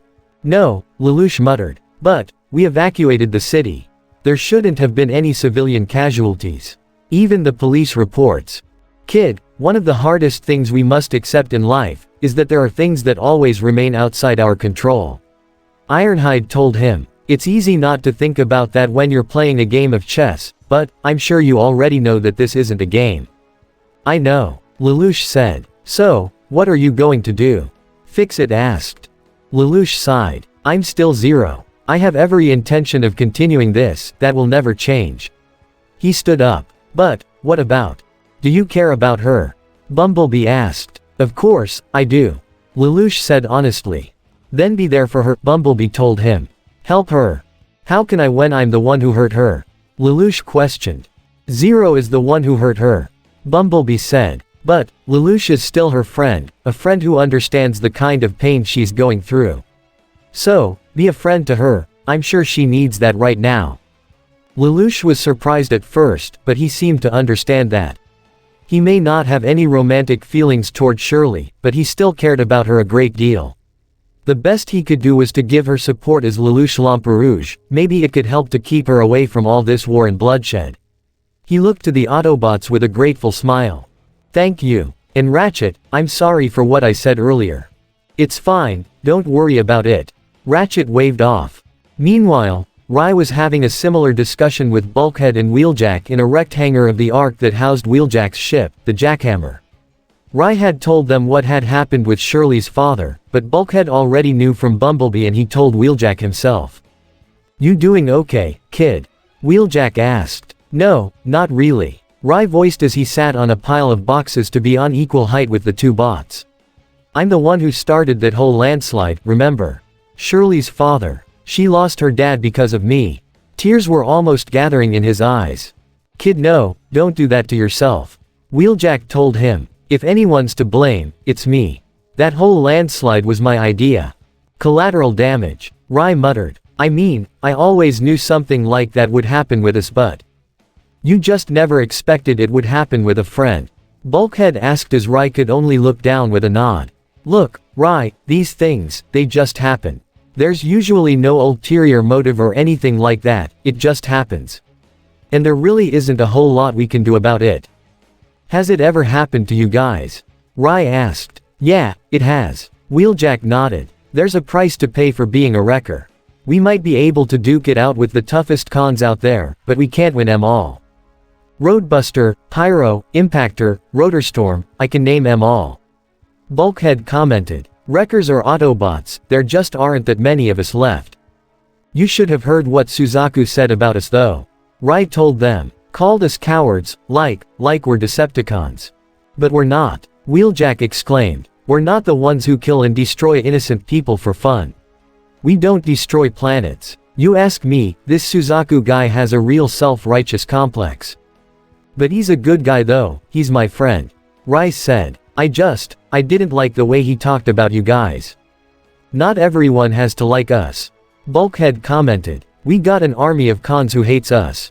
This is different, Rai said. Rai, listen. Bulkhead began. There are things that we just can't control.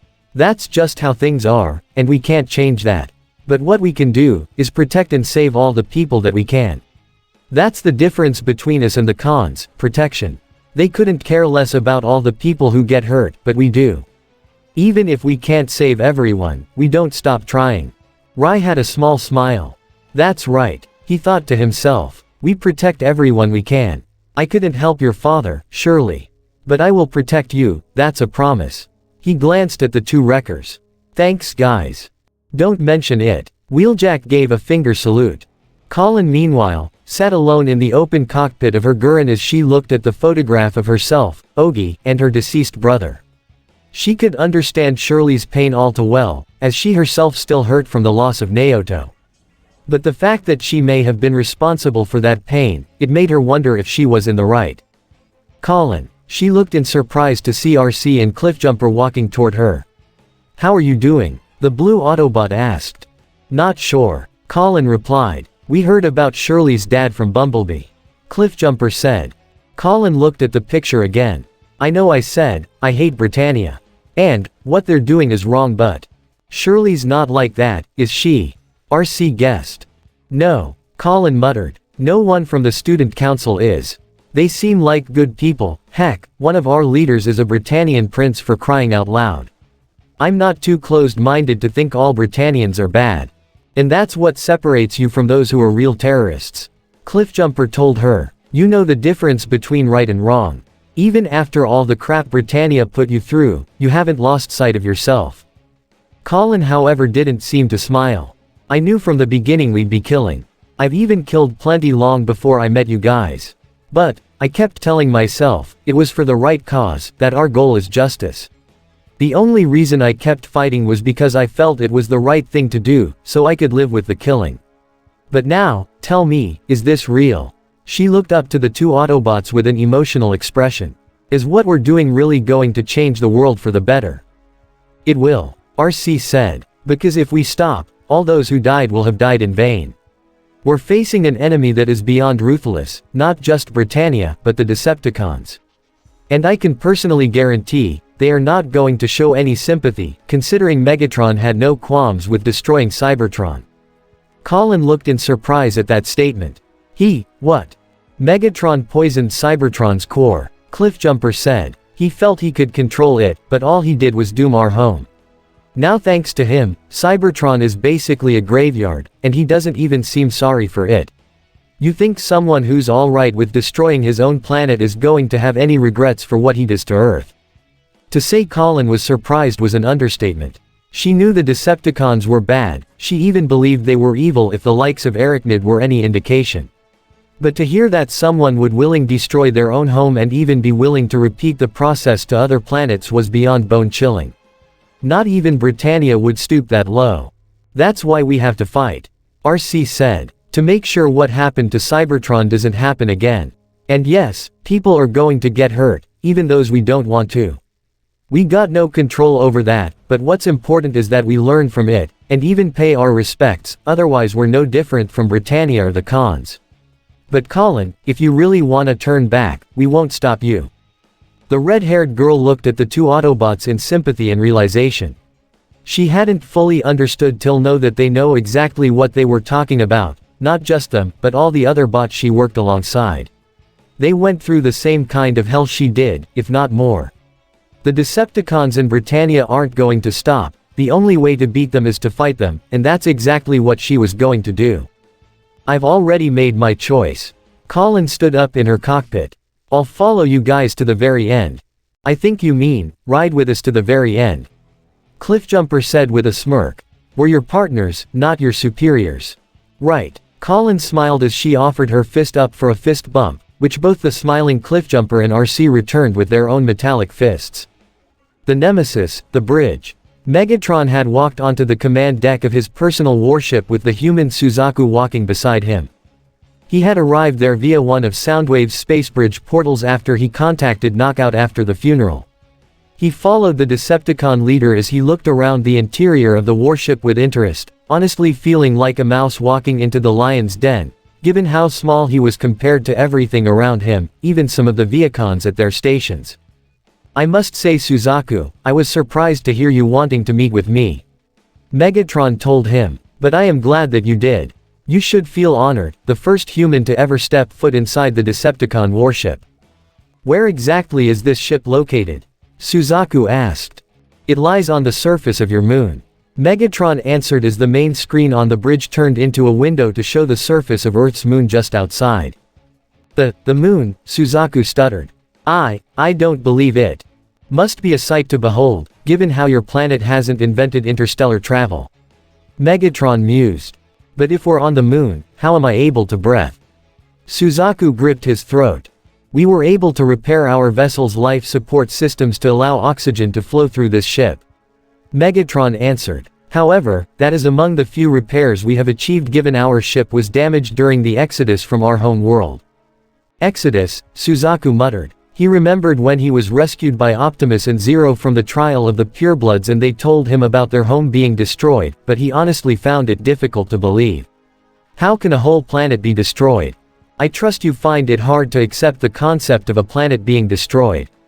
Megatron said, reading Suzaku's contemplating expression as the young boy looked up in shock at how spot on Megatron was.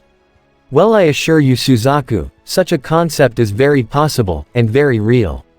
He pressed a few key commands on the console, causing the window to shift into a screen to reveal the now dead planet of Cybertron. The moment Suzaku's eyes set upon the lifeless husk of a planet, he gave an audible gasp as his eyes were completely round. Is that Cybertron, or what's left of it? Megatron showed Suzaku more images of the planet, and to say they were horrifying would be an understatement. He saw wrecked cities, corpses and broken remains of Autobots and Decepticons alike. What was once a powerful empire now lies lifeless in the void, the well of all sparks, from which Energon, our very lifeblood, once flowed, is now run dry. And, the Autobots, did this. Suzaku stuttered. How can anyone? Perhaps not intentionally. Megatron began to explain. Before the war, our planet was very similar to the state of Earth, specifically the Britannian Empire. There was a caste system, Cybertronians who stood at the top and gained all the power, while those at the bottom were stuck fighting over scraps. I was a mere gladiator, and though I started from the bottom, I vowed to change my planet, to see to it all Cybertronians were treated as equals. I even worked directly with Optimus. Optimus Prime. Suzaku exclaimed in surprise. Yes, we were once close friends. Megatron continued. However, a rift formed between us. I proposed to the High Council, the current rulers of Cybertron and their puppet ruler, Zeta Prime, how to change our planet. But they refused to grant me the power to do so. Optimus proposed a more peaceful approach however, and while I respected his opinion, such an approach cannot stop those that will do whatever it takes to maintain their power. So, I gathered those closest to me and formed my army. And you started a war? Suzaku questioned, his eyes narrowing at him. No. Megatron told him. I gathered my friends and allies, to show the High Council just how many wanted Cybertron to change. I never wanted a war. Unfortunately, that is exactly what they declared on us. They refused to give up their power and attacked. They forced our hand, and that is what started the war. So, who destroyed Cybertron? Megatron shook his head with a sigh. Suzaku, I mean no offense, but you seem to have a naive mindset. Suzaku looked in surprise as Megatron continued. You view things in black and white, that there is one side that is just, and one side that is evil. Unfortunately, the universe is far more complicated. You asked who destroyed our planet. No one was directly responsible for it. I truly tried to save it and return it to glory, and I believed Optimus fought for the same reason. So why didn't you try to work with him again? If you wanted the same thing. Suzaku tried to ask. We may have desired the same result, but our approaches were different.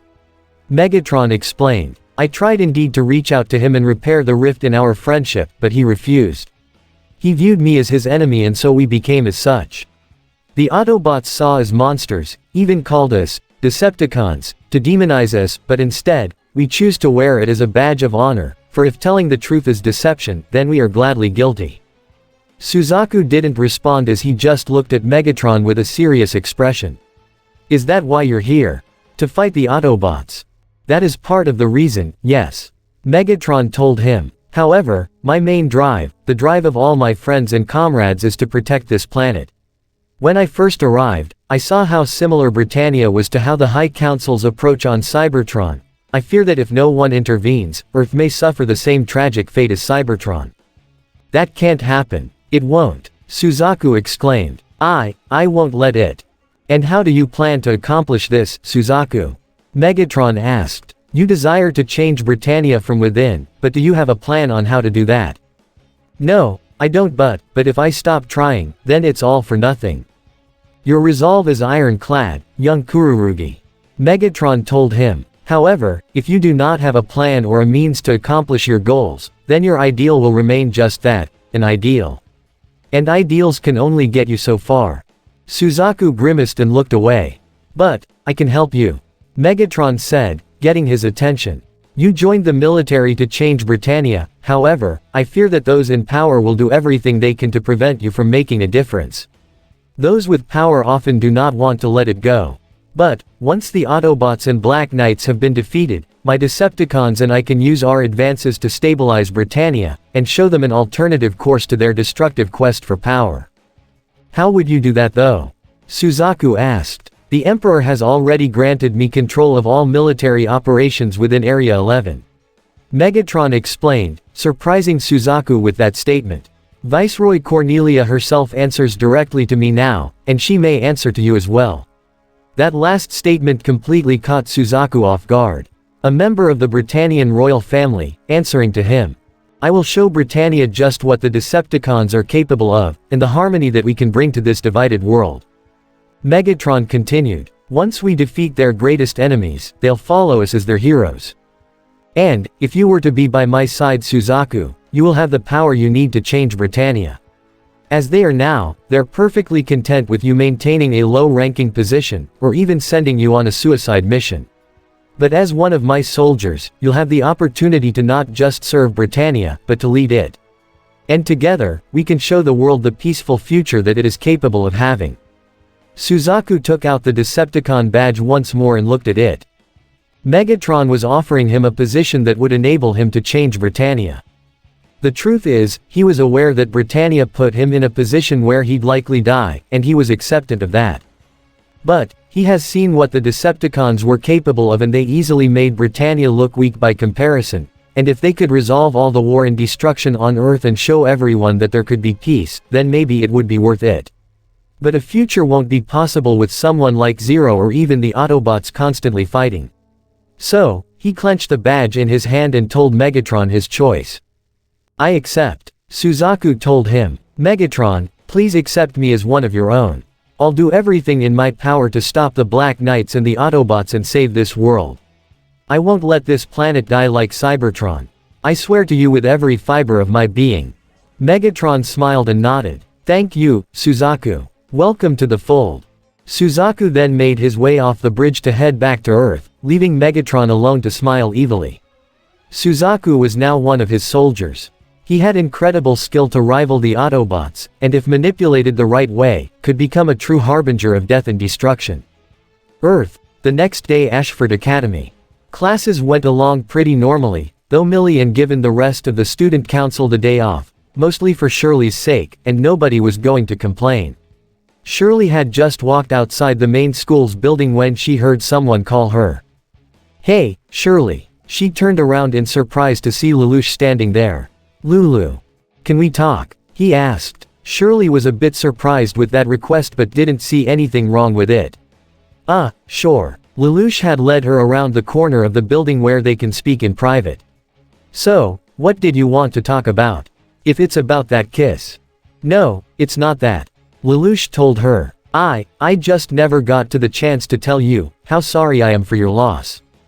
That caught Shirley off guard, but she tried to give him a smile. Thank you, Lulu, but it's okay, really. No, it's not okay. Lelouch said immediately. I know what that's like. He took a deep breath before he spoke up. When I was only 10, I watched my own mother die right in front of me. Shirley's eyes widened as she did not expect to hear something like that. In fact, it was that exact same incident that cost Nunnally her eyes and legs. Lelouch continued. How did that? Shirley could only stutter. She was shot and murdered. Lelouch explained, his voice becoming ragged as he recalled that very unpleasant memory. She died protecting Nunnally, but her legs were also shot, and blindness caused by trauma. He took another deep breath before he continued. I know how much you're hurting Shirley, and what the kind of pain feels like. And I am so sorry that you have to feel it. But I know what you're going through and if you need someone, I'm here. I know I haven't been the best person in the past but I want to be. Shirley, if you need me, even if it's just a shoulder to lean on, I'm here. I promise. Shirley had seen in his eyes that Lelouch meant every word and had nothing but utter sympathy for him. She heard that he lost his parents but didn't know the details. To hear Lelouch confess something so deep and personal, it also caused her own pained feelings to bubble up inside her as she let herself feel the pain again. It may have hurt, but it also felt good, even as she wrapped both her arms around Lelouch and buried her face into her chest and cried her eyes out, almost exactly like before when she told him the news. Lelouch wasted no time in embracing her back as she cried, giving her the comfort that she needed. As she continued to cry, Lelouch made a silent vow to protect her. She was a good person, one of the best he'd ever met, and he'd be damned if he ever let her come to harm.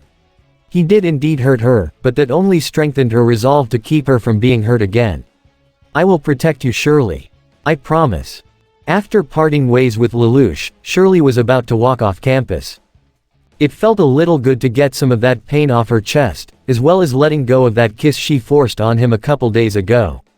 She could tell that he was serious about what he said, and she did offer him a great deal of sympathy after knowing the details about his mother's death and how Nunnally ended up the way she did. She was only slightly confused why Lelouch never mentioned his father. Didn't he die when Japan was invaded too? However, her thoughts came to a halt as she saw a black car roll up to the Ashford Gateway. The window on the driver's seat rolled down, reveal Valletta. Shirley's eyes widened as she recognized her. This was the same soldier who told her of her father's death. Miss Finette, we need to talk. Shirley hesitated for a moment but got in the passenger seat as Valletta spoke. First, you have my condolences for your father. Thank you. Shirley nodded. Listen, I realize this may be difficult, but I need to ask you something. Valletta took out a photograph of Lelouch. Do you know this boy? Shirley's eyes widened at the sight of it. There is a strong possibility this boy is linked to the Black Knights, and possible those Autobots as well. Shirley's hands shook as she dropped the picture. No, that can't be true. He can't be with Zero. It's not possible. Valletta saw how emotionally shaken the schoolgirl was, probably still reeling from her father's death, but maintained a stoic look as she spoke to her. Listen very carefully, because what I'm about to tell you is military business and you're not to tell anyone else. Valletta began as she took out photographs of a port area. The military has seemed to track the Japan Liberation Front to Port Yokosuka, however there may also be a strong possibility the Black Knights and the Autobots will be there as well. If you're certain of this boy's innocence, then check his residency. We'll be attacking tonight. If he's still at his house and Zero shows up, then he's clear. If he's not there however, we'll have to assume that he is indeed involved with terrorism. She opened the passenger door to allow the still shocked Shirley to step outside before Valletta drove away. Shirley couldn't believe it. There was no way someone as kind as Lelouch would be involved with something like this. It just wasn't possible, was it? Camelot Division. Suzaku gazed up at the Lancelot as he wore his own white pilot uniform, as well as had the Decepticon badge communicator pinned to his suit. He glanced up at the Decepticon insignia that was etched into the Lancelot's right shoulder and was deep in thought before a certain sociopath walked up to him. Do my eyes deceive me? Lloyd asked as Suzaku turned to him. Are you actually bearing the Decepticon insignia on your military uniform? He asked excitedly. Yes, I am. Suzaku answered. I've accepted Megatron's offer, and now I'm officially part of his ranks. Lloyd actually laughed at that. Wonderful. I can't tell you how glad I am to hear that. So does this mean we'll be working more with beautiful Cybertronian technology as well? Oh, you better believe it. Knockout said as he walked onto the scene. But of course, we'll take it slow. Wouldn't want to overwhelm our little rookie right here. He teased Suzaku. Knockout. Why are you here? Suzaku asked, not expecting to see him so soon. Lord Megatron has a mission for you, kiddo. Knockout answered with his usual grin. A mission him. So, does that mean we'll get to see the Autobots in action? Lloyd asked. Probably, assuming that arrogant little girl Cornelia can keep in line. Knockout said with a grin. Lloyd laughed. Oh, that's rich. I never thought I'd hear someone insult a Britannian princess, much less that princess like that. It wasn't an insult, it was a fact. Knockout joked with Lloyd. Oh, Knockout. Cecile called to him as she walked up to the group with a tray of rice balls. Would you care for a lesson in social etiquette? I'm sure you and Lloyd could use one. No thanks, I'll pass. Knockout wasn't the least bit interested. Yeah, same here. Lloyd agreed before turning back to the red Decepticon. Now what sort of mission does Megatron have in mind for us?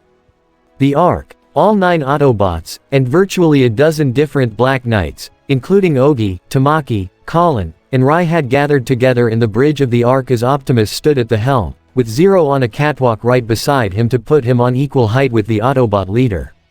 What stood out however, was the presence of Diethard Reed at the far left end of the catwalk, with 2 Black Knights keeping their guns trained on him if he had any surprises.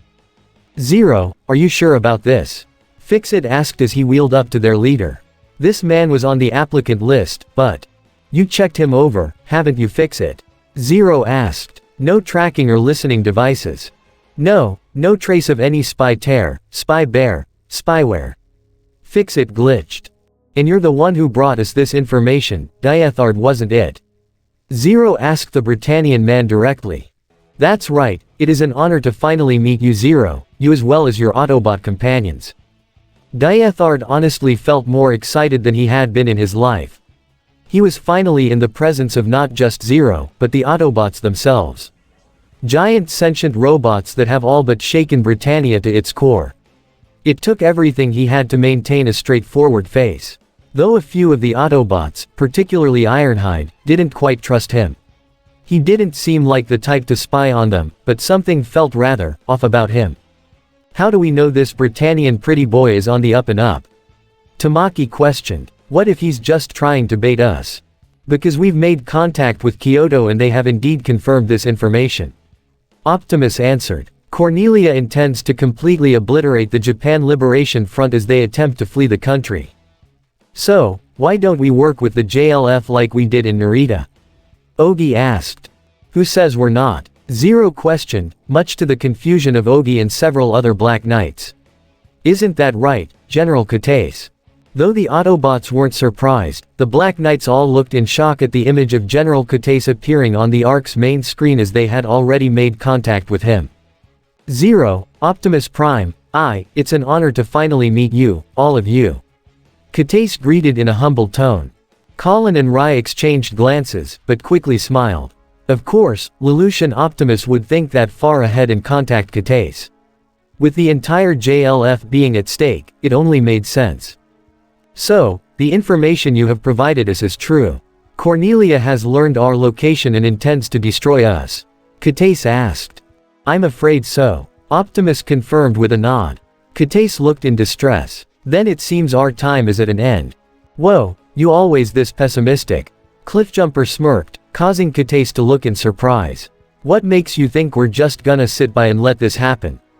Yeah, considering we've totaled Cornelia twice already, it only makes sense we can do it a third time. Bulkhead added. What about the Decepticons though? Ogi asked. Won't they show up too? That is our conundrum, Ratchet said. So far, we've received no indication that the Decepticons will make an appearance. But given what happened in Narita, the odds of them showing up again are actually pretty high. Ironhide added. Zero glanced up at the image of Geass. Tell me General, you and your forces are attempting to smuggle yourselves out of Japan with a tanker filled with liquid energon. Energon. Geass didn't quite know what that meant. Sakuradite. RC clarified. Well, yes indeed. Over 200 tons of it. Geass confirmed. How many nightmares do you possess? Optimus asked. Only 7 beret. Not enough to mount a full defense. Geass responded. But perhaps enough for a decoy. Zero mused, much to Geass's confusion. He then turned to a certain wrecker. Wheeljack, I believe this may call for another wrecker approach, wouldn't you agree? Wheeljack could only smirk as he took out one of his trusty grenades. Read my mind. Autobots, Black Knights, this is our strategy. Optimus began. Using the ground bridge, we'll extract all JLF soldiers from the tanker, while Wheeljack uses a separate ground bridge to attach an explosive to the hull of the tanker underneath the water. The beret will remain on the vessel as decoys, in order to convince Cornelia and the Decepticons the enemy is still present on the ship. Oh, I see. Cliffjumper smirked. And when the cons and Brits attack, we blow the whole thing sky high. Tamaki exclaimed as virtually all Black Knights erupted in a loud cheer and an uproar, even Colin and Rai exchanged excited glances.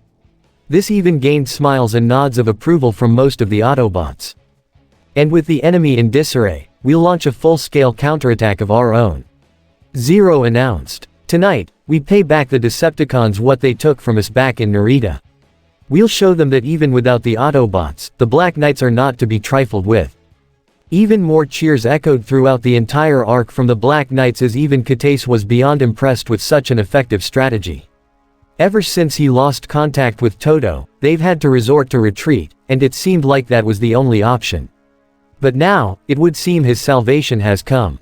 Perhaps these Black Knights and Autobots may be able to succeed where he failed, and truly save Japan. General Geass, prepare your soldiers for extraction. Optimus told him as the smiling general nodded and ended communication before the Autobot leader turned to his soldiers. Ratchet, fix it, prepare 2 ground bridge portals immediately. Wheeljack, get into position. All Black Knights, ready your nightmares. Autobots, prepare for battle. Everyone nodded and smiled as they walked away, even Diethard was escorted away though kept under close guard. Though he could hardly contain his excited smile. So that's their plan, he thought to himself. This way, not only will the entire JLF survive, but they'll completely decimate what's left of Cornelia's royal guard. And it seems that maybe the JLF will even join them. Zero, Optimus Prime, you are truly things of wonder. Show me more. Show me what you and these Decepticons are truly capable of. As everyone else left, Colin remained behind. Hey Zero, Optimus, you got a minute? She got the attention of both leaders. I need to speak with you two in private. Rai, you too. Sure. Rai was a bit confused but nodded anyway. Even RC, Bumblebee, Bulkhead, and Ratchet remained behind while Fix-It went to the ground bridge station and the other Autobots went to prepare for the coming battle. Port Yokosuka, Starscream, Dreadwing, and Suzaku had gathered to meet with Cornelia, Darlton, and Guilford inside a large port warehouse to discuss their strategy. Are you certain of this? Cornelia asked upon seeing Suzaku. Letting the son of the former Prime Minister serve as backup for this operation. Suzaku didn't offer a response, but Starscream already had one to give. I'm afraid it's the other way around, my dear Cornelia. You see, Lord Megatron is in command, and for this operation, Suzaku will be among those leading the charge against the enemy alongside our fellow Decepticons. You will be the one to provide backup should the need arise. Cornelia looked in surprise before her expression became one of pure ire. I'm the backup, she practically yelled.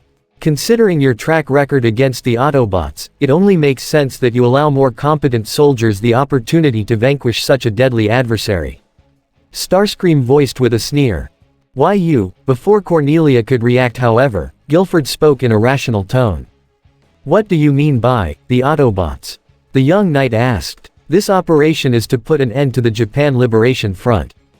Given how the Autobots and their Black Knight allies have a tendency to arrive unexpectedly, so it is reasonable to believe they will be here to potentially rescue the Japan Liberation Front. Dreadwing explained logically. Viceroy, he does have a point. Darlton spoke to Cornelia, not just for the likelihood of Zero and the Autobots showing up, but that it may be wiser to let the Decepticons lead this mission. As much as I hate to admit it, we don't stand a chance against the Autobots in close combat. Cornelia made no argument as she looked away with a scowl, refusing to admit that he was right. She lost against the Autobots twice already, but that didn't mean she was willing to let go of her pride or her grudge. Now then, shall we begin with the strategy? Starscream began. Commander Starscream, by any chance, will Megatron be joining us? Suzaku finally spoke up. It is Lord Megatron to you. Starscream clarified. Know your place. But to answer your question, he will not. Suzaku looked in surprise as Starscream gave his answer, our master is otherwise engaged. Therefore, I am in command of this operation. Oh, and what's so important that the mighty Megatron would not grace us with his presence? Cornelia asked out of spite. None of your concern, Starscream told her. Now then, onto our strategy. The leader of the Japan Liberation Front, General Kataise, is stationed on board a highly volatile transportation that could cause quite the explosion if ruptured. Therefore, we will use a more surgical approach as opposed to the use of a blunt instrument like what some people may use. Starscream cast a glance in Cornelia's direction, causing her to scowl as Starscream continued. Kururugi and Dreadwing, along with Thundercracker, Skywarp, Knockout, and Breakdown will await on standby as several Viacon troopers and Britannian foot soldiers enter the ship. They are ordered to bring the humans out alive. If all goes as planned, Kururugi will have the honor executing them. That took Suzaku by surprise. Execute. Don't think I've forgotten about what happened in Greece, Kururugi. Suzaku told him. You may have avoided causing any fatalities before, but that ends now, and I will not hear any excuses. You are a Decepticon now, and now is the time where you prove your worth and value to our cause. Lord Megatron may see potential, but you won't be getting my approval until you start showing results. Are we clear? Suzaku didn't answer right away as he glanced downward. Yes, Commander Starscream. Now then, everyone get into position. Starscream told everyone else as he walked outside, while Cornelia, Guilford, and Darlton walked to meet up with the rest of their unit. Dreadwing however remained behind as he looked down to see the conflicting look on Suzaku's face. Kururugi. Suzaku looked up at Dreadwing as he spoke. I understand this must be difficult for you, but regardless, you are a soldier, not just of Britannia but of the Decepticon cause. And the duty of any soldier is to see his mission through, no matter what. I am sorry, but you cannot avoid this forever. The first kills are always the hardest, but it is a necessary evil. I understand, Suzaku muttered as Dreadwing offered a nod of understanding before walking away. First kills, if only he knew. Night had fallen over Port Yokosuka as Shirley entered the area.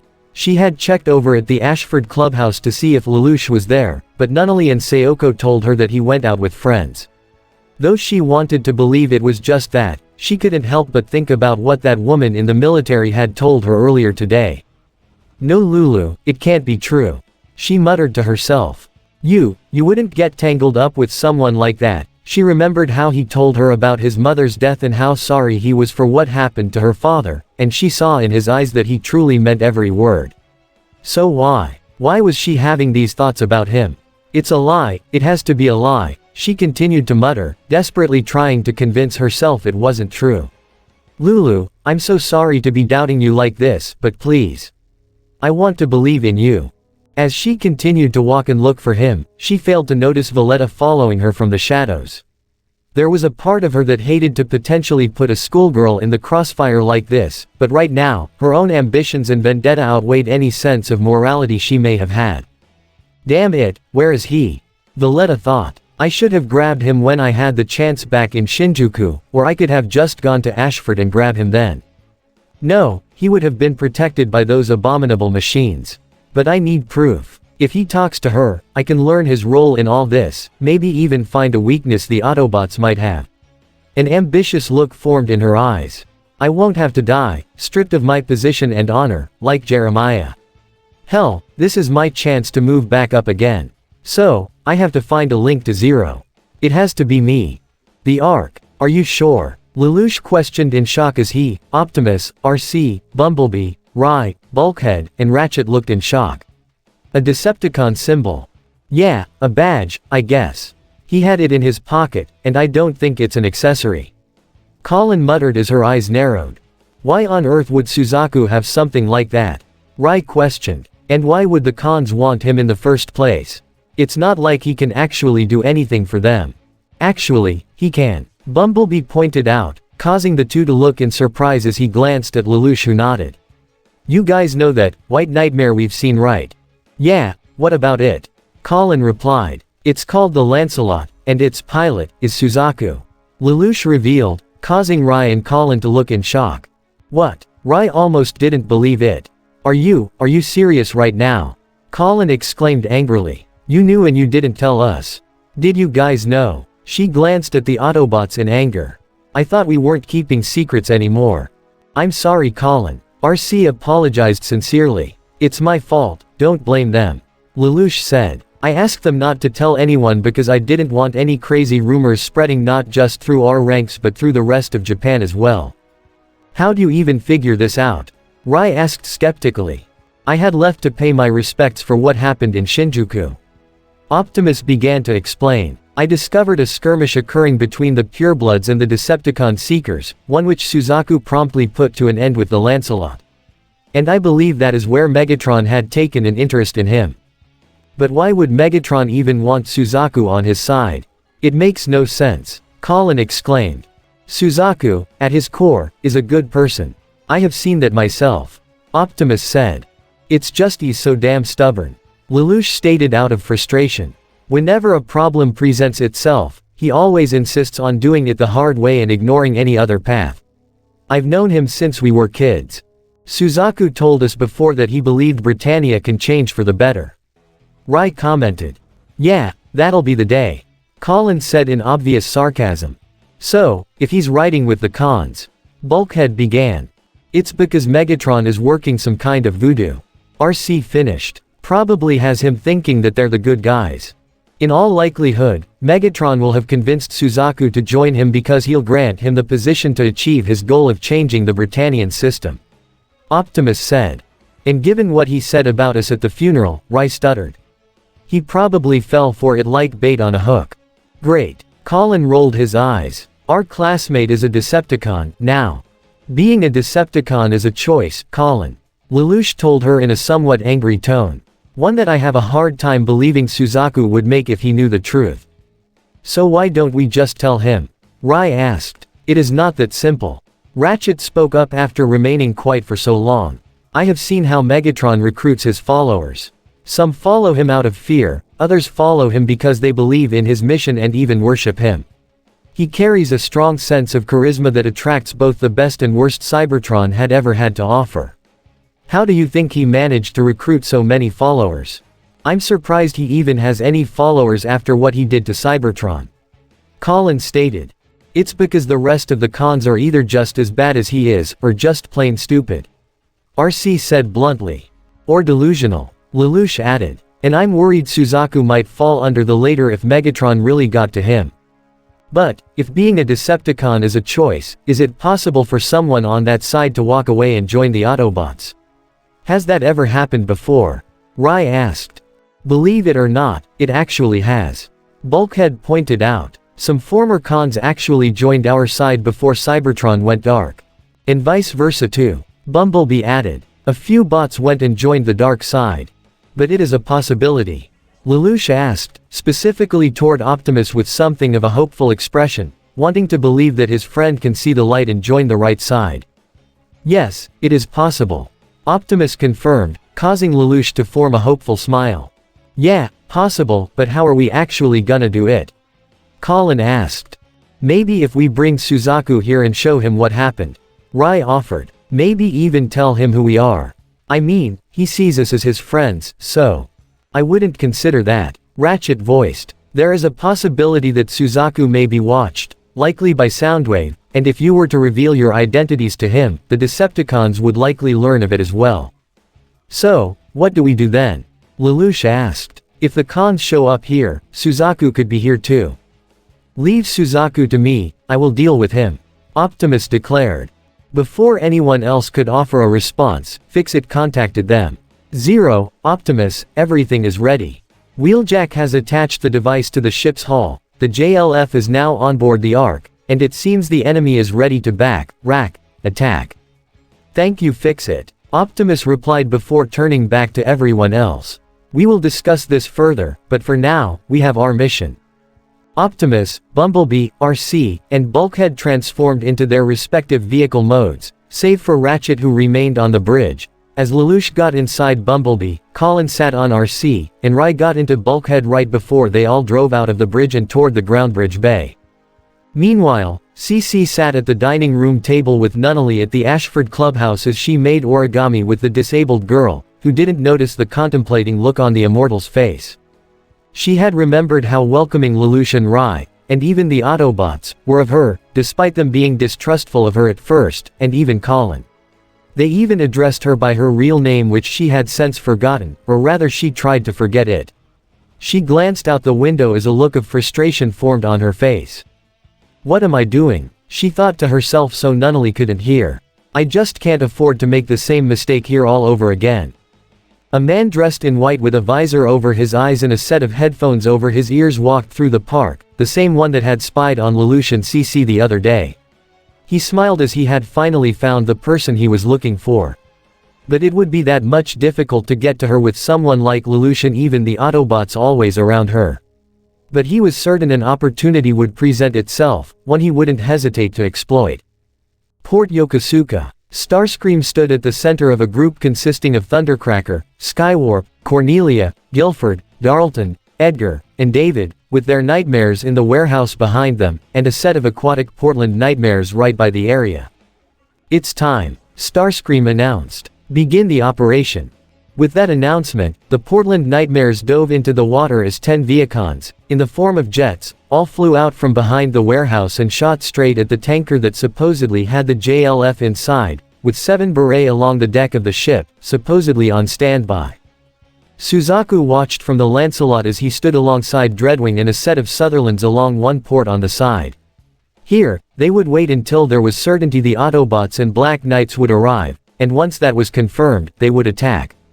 The Portland Nightmares underwater shot their torpedoes and blew up the underwater wall, allowing them to move towards the moving tanker.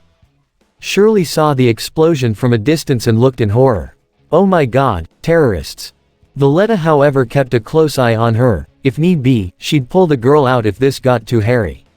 However, she still needed her to draw out the student she was looking for. The airborne Viacons shot rapid-fire energon blasts as they flew towards the tanker.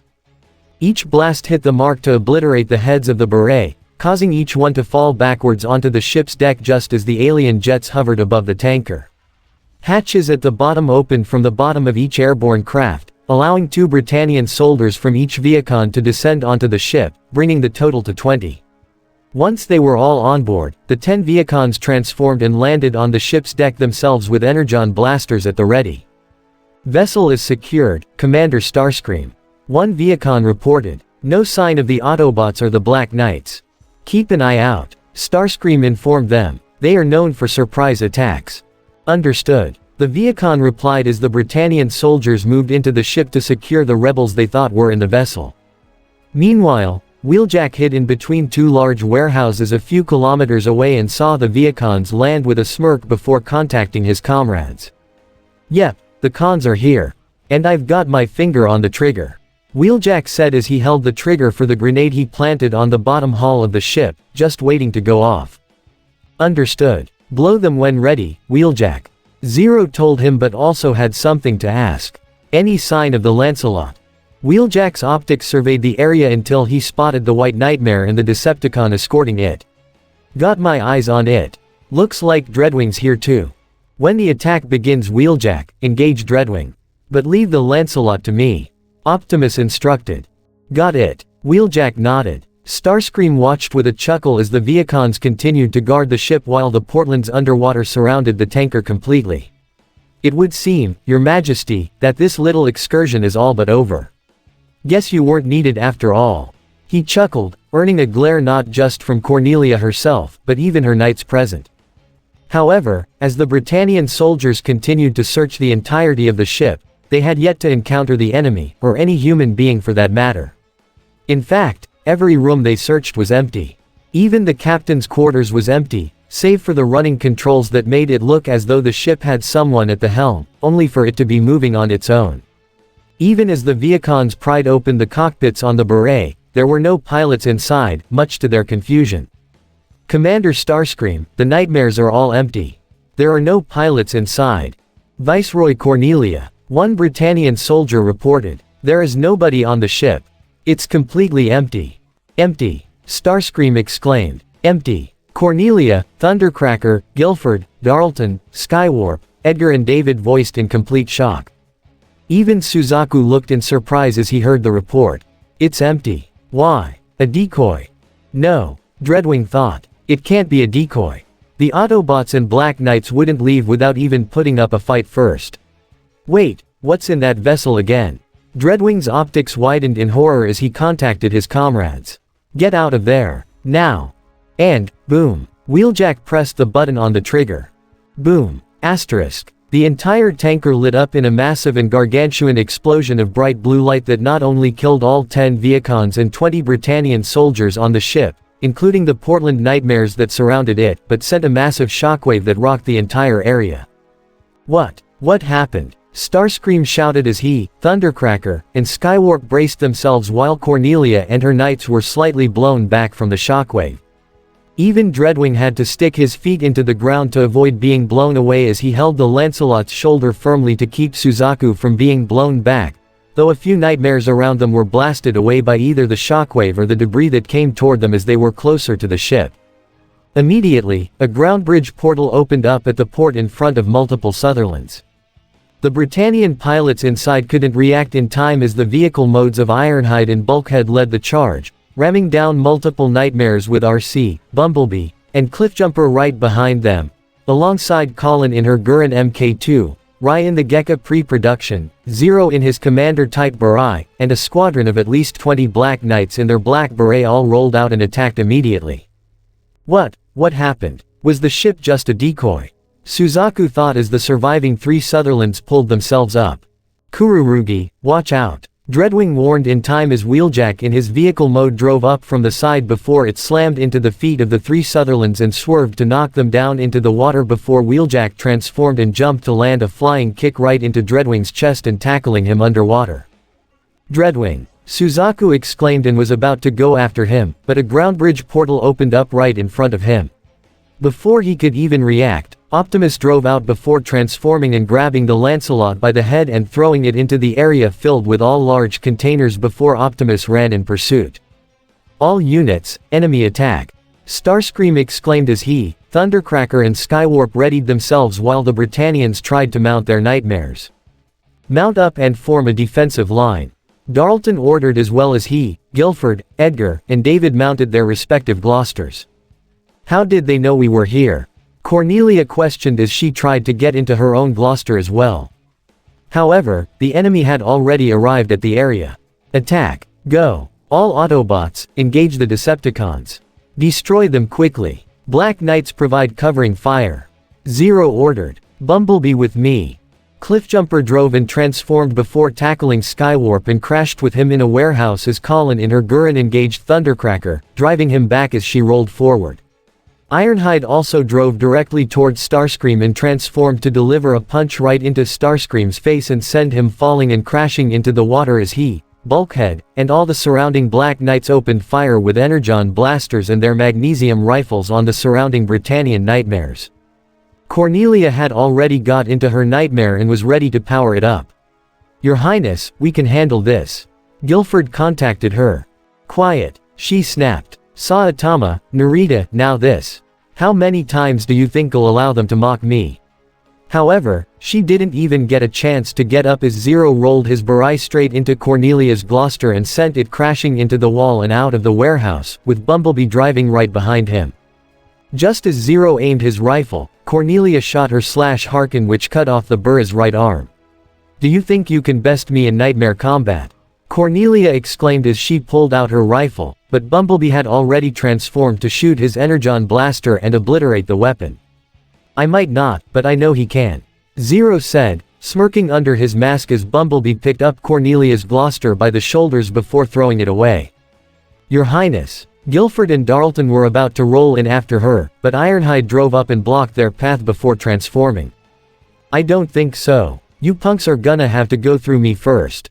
The veteran Autobot declared. Darlton narrowed his eyes. Don't think you can take us both on, Autobot. Then show me what you got.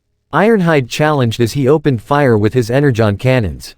RC had transformed and leapt onto a stack of containers as she opened fire with her energon blasters to destroy two Sutherlands, but could barely back away in time to avoid a Harkin, which was revealed to belong to the Gloucester piloted by David as he had his nightmare jump up to stand on the same elevation as RC.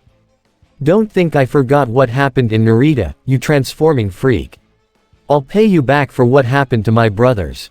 David angrily exclaimed as he brandished his nightmare's lance. RC drew her arm blades. Bring it on. She clashed her weapons against his. Bulkhead meanwhile used his mace to crush a single Sutherland but didn't appear to notice Edgar's Gloucester trying to come in and impale him with his nightmare's lance from behind. However, with him so focused on Bulkhead, it left him open for Rai to come in his Gekka and use his nightmare's katana to bat the lance out of the way.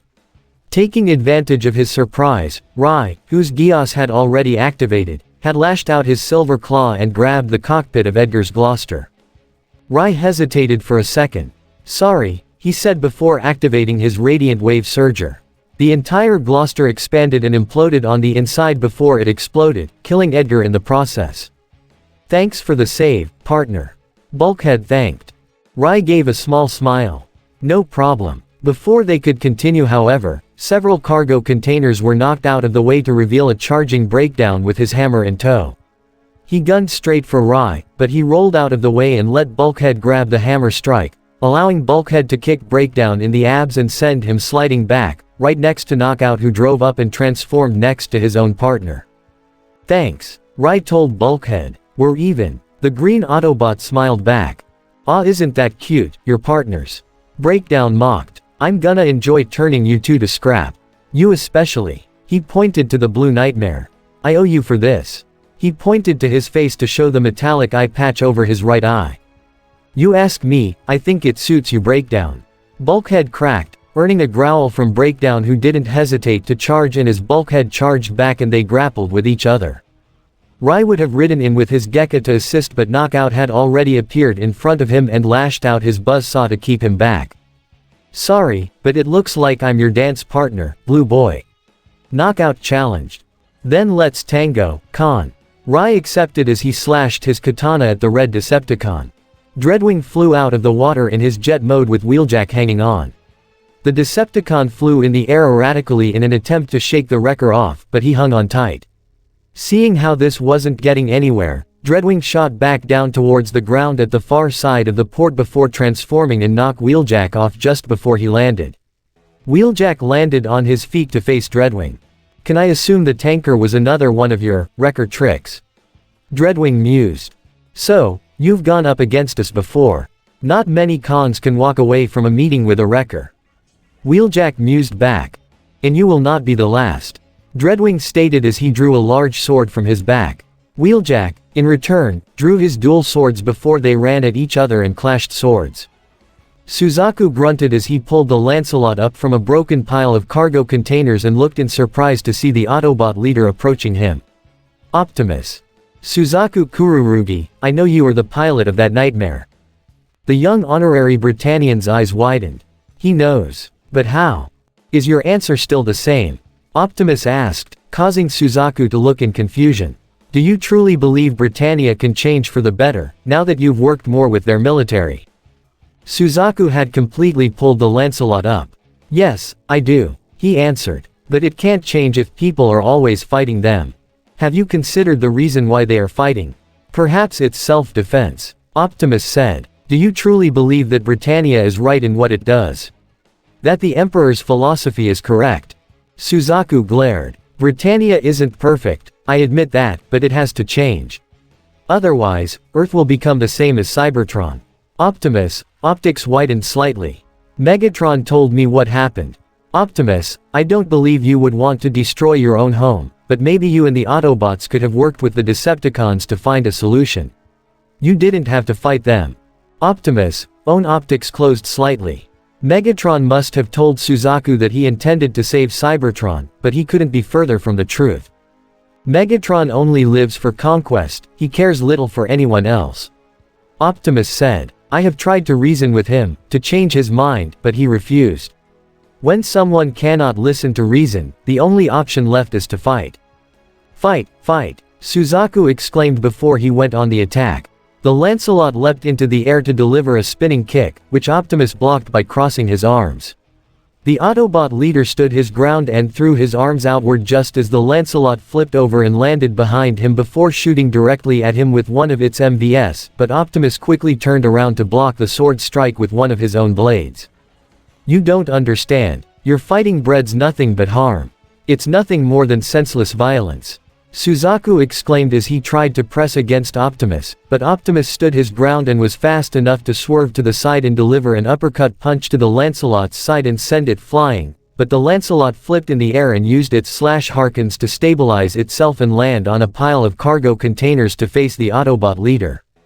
Meanwhile, Cornelia's Gloucester was slammed back against several cargo containers, but before it even got a chance to get back up, Bumblebee grabbed the unit by its head to slam the whole Nightmare face down on the ground and keep it pinned. Drag her out, Bumblebee. Zero ordered as his single-armed Barai kept its rifle trained on her. However, before any move could be made, the Nightmare's systems picked up a life signal close by. The screen zoomed in on the source to reveal a certain schoolgirl that Lelouch did not expect to see her.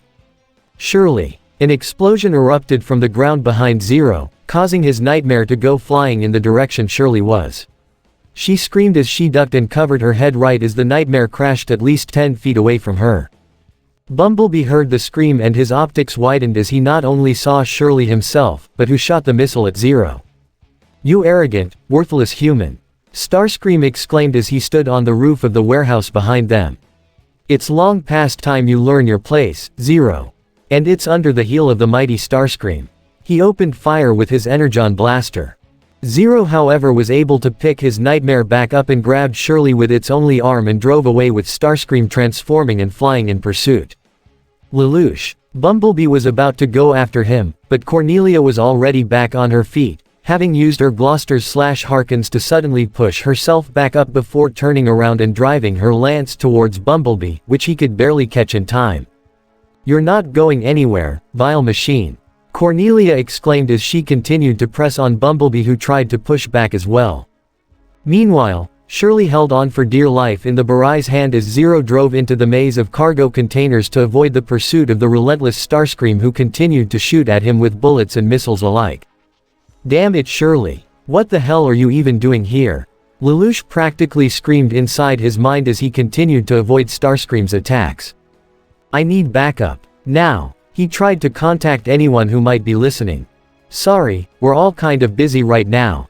Bulkhead said as Lelouch heard a grunt on the other side of the line, indicating he was still fighting. Lelouch could only curse himself as he drove his Barai to get Shirley as far away from the fight as possible. Rai lashed his silver claw out at Knockout who swerved out of the way as he pulled out his Energon prong as he stuck it into the wrist of the Radiant Wave Surger and grabbed the Gekka by the face to pin it to the ground. Nice little accessory you got there. Knockout smirked as he transformed one hand into a buzz saw. I think I'll take it. Before he could even begin try cutting it off however, he was pelted from behind by several magnesium bullets, and even on the side as Ogi and Tamaki rolled up in their beret, forcing Knockout off the Gekka and to get some distance. Hell yeah, eat it Khan, Tamaki exclaimed. Rai, you okay? Ogi asked with concern as the Gekka pre-production picked itself up. Yeah, thanks for the save guys. Rai thanked. Knockout recovered and gasped upon seeing the holes and melted points in his paint job. Oh you're gonna pay for that. His right arm turned into a drill and his left turned into a buzz saw as he charged at all three of them. Bulkhead slammed his mace across Breakdown's face, who delivered the same sort of attack with his hammer to Bulkhead's face and sent him crashing into a warehouse. However, Bulkhead ran out of the smoke pile as he yelled at Breakdown, who charged as well. They slammed their weapons together with all their might. The second the mace and hammer made contact, it sent a shockwave to rock the whole area as a vertical line actually cut through the concrete in between them from the shockwave itself. Colin rolled backwards out of a warehouse as Thundercracker pursued her in his vehicle mode, shooting energon blasts from his bottom side. Colin however was quick enough to avoid it as she didn't appear to notice she was backing away on the docks and closer to the water, just as Thundercracker wanted. Not so smart, are you human? He thought, smirking inside. Colin, however, knew what she was doing. Right before she made it to the edge, she got a little creative and plunged her extended silver claw into the ground behind her and activated her radiant wave surger, creating an explosion that propelled the Gurren into the air, much to Thundercracker's shock. What? He did not see that coming. Using his surprise, Colin roared as she delivered her own spinning kick, something she'd seen the Lancelot do, while airborne and land a good contact on Thundercracker's side, causing him to go crashing down hard onto the ground. Colin fell but used her nightmares/harkins as a grappling hook on a warehouse, pulling herself down closer to the roof where she landed and dropped down onto the ground unharmed. Looks like I can fly too, huh? Colin taunted. However, she looked in surprise to see Cliffjumper roll out of the dust of a collapsed warehouse with Skywarp running after him with extended claws, similar to Starscream. However, as he lashed out, Cliffjumper caught Skywarp by the wrist and punched him in the face before flipping him over his head and sending him flying. While airborne, Cliff activated his Energon blasters to shoot and send Skywarp flying further before crashing into the water near the area. Cliff blew the smoke from his Energon blasters like a cowboy. Cool off, Con. Not bad, Colin said as she rolled up next to him. That takedown was cool. But your quip could use some work. Right, like you're the mistress of finishing move quips. Cliffjumper joked as he high-fived her with her own radiant wave surger. Meanwhile, Wheeljack continued to clash his swords against Dreadwing's own blade. Though Dreadwing's was much larger, the fact Wheeljack had two blades only seemed to make the duel even between the two.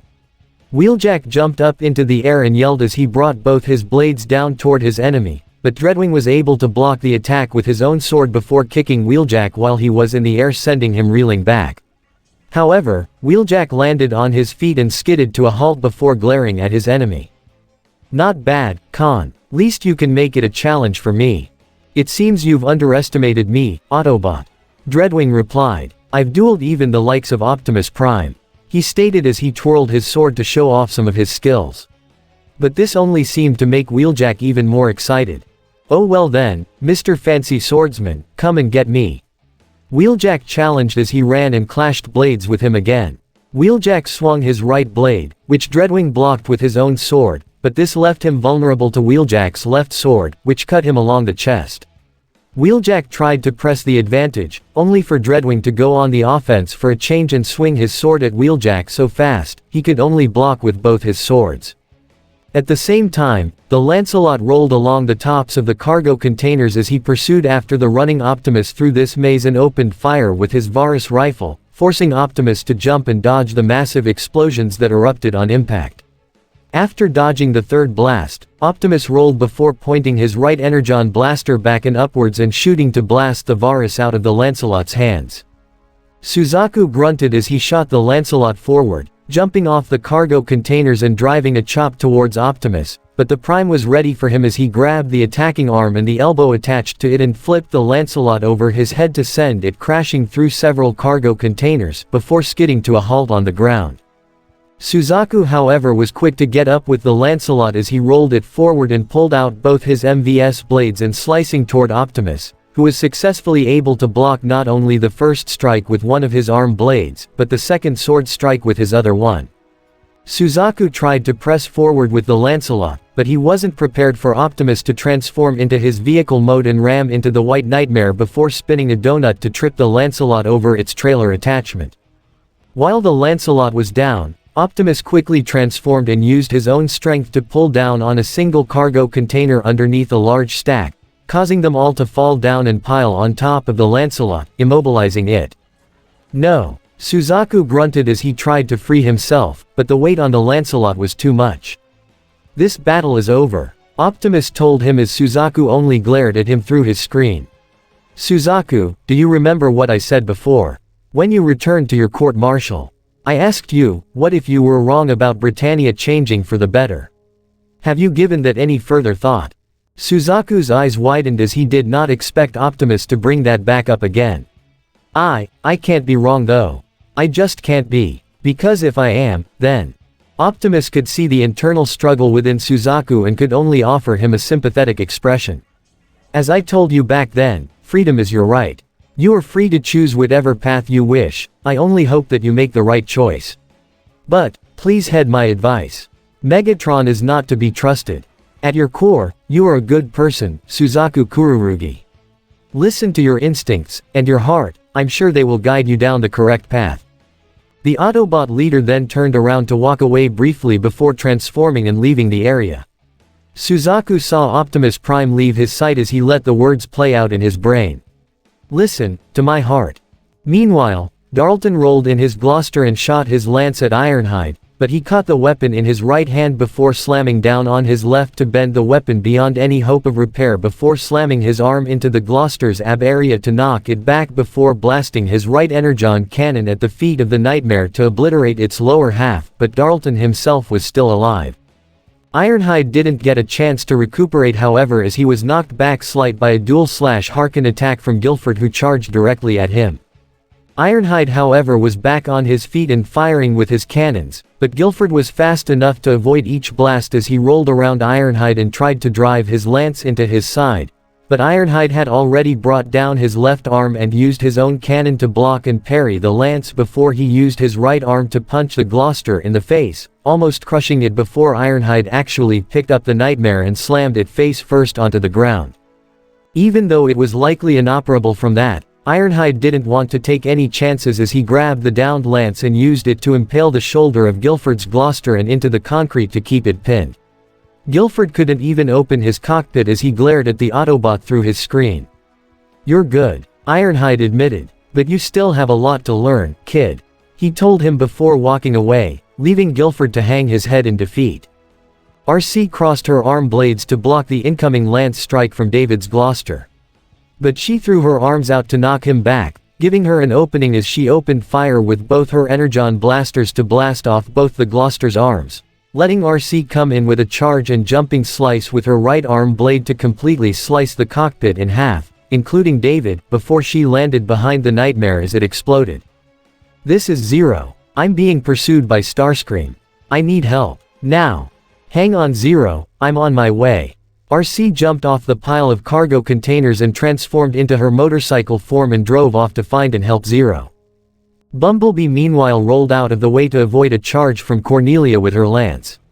However, he was not in the mood to play around with her, not with Starscream chasing Lelouch, especially with Shirley caught in the middle of all this. Cornelia roared as she thrusted her Gloster's lance at Bumblebee, but he swerved out of the way and grabbed the Gloster by the side and quickly rammed the Nightmare, head fist, into a stack of cargo containers, causing them all to fall and topple over the Nightmare just as Bumblebee transformed and drove after Lelouch. Zero steered his Barai and turned virtually every corner throughout the maze of cargo containers in an attempt to lose the pursuing Seeker. But since Starscream clearly had the advantage in the sky, losing him was proving to be almost impossible. Damn it, he's more persistent than Cornelia. Lelouch cursed as he glanced at his Barai's only hand saw he was still holding the terrified Shirley. Just what in the world was she even doing here? How did she get here? And why now of all times? However, this small train of thought was quickly cut off as Starscream flew over the Barai and transformed to land on a stack of cargo containers. Lelouch's eyes widened as he saw Starscream aim yet another missile. Acting fast, Zero came to a quick stop and set Shirley down in a small alleyway between two stacks of cargo containers just as Starscream opened fire. Zero was able to eject just in time before the missile hit the Barai, causing it to explode. The shockwave caused the cockpit to spiral and hit the cargo containers hard before skidding to halt on the ground, banging Zero hard on the inside.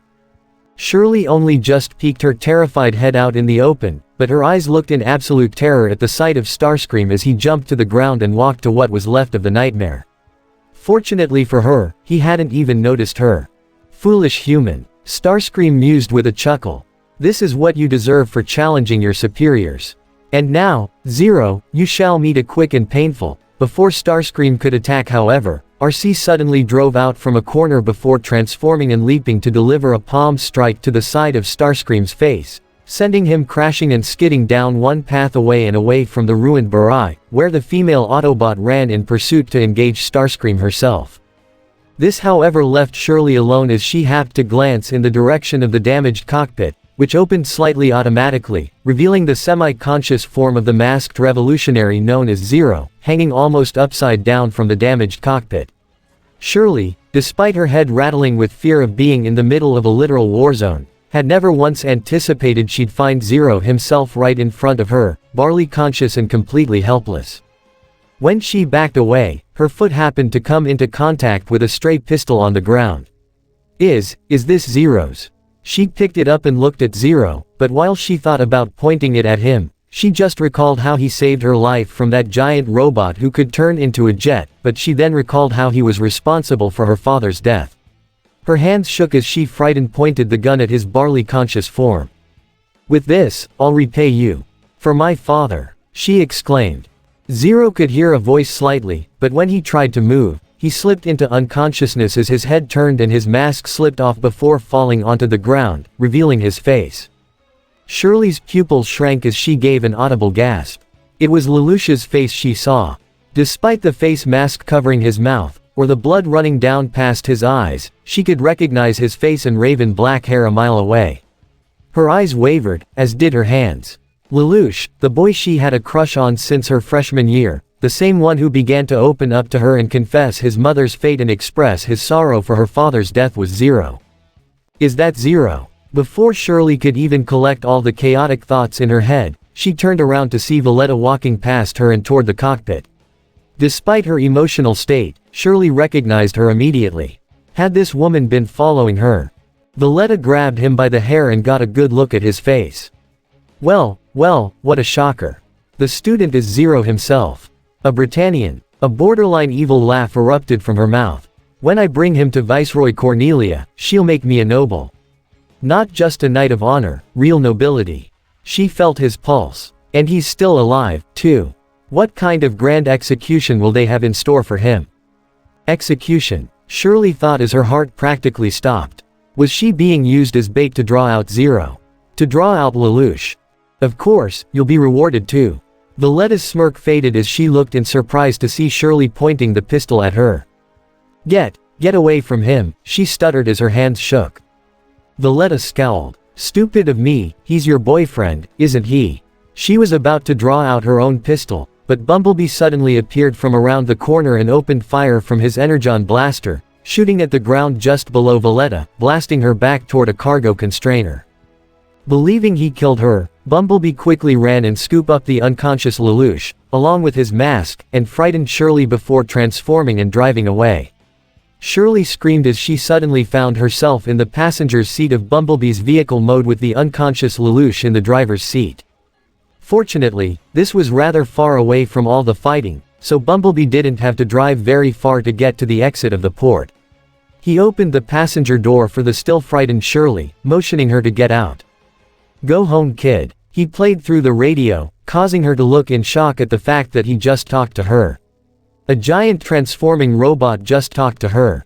Seeing how she wasn't moving, Bumblebee roared his engine, startling her and causing the frightened Shirley to get out of the passenger seat before Bumblebee closed the door and drove back toward the battlefield, leaving Shirley alone as she fell to her knees with shaky eyes. Bumblebee had driven through the maze of cargo containers with the unconscious Lelouch still in his driver's seat and the Zero mask in his glove compartment as he contacted his leader. Optimus, we need fall back. Lelouch is down. Understood. Contact Ratchet and prepare for multiple ground bridge extractions. Optimus relayed back. Got it. Bumblebee replied but also winced inwardly knowing that Shirley has seen Lelouch's face. Yeah, this is gonna be a problem. And this is the end of part 9 of this What If. I hope you guys like it. Do not forget to leave a comment down below and subscribe to the channel.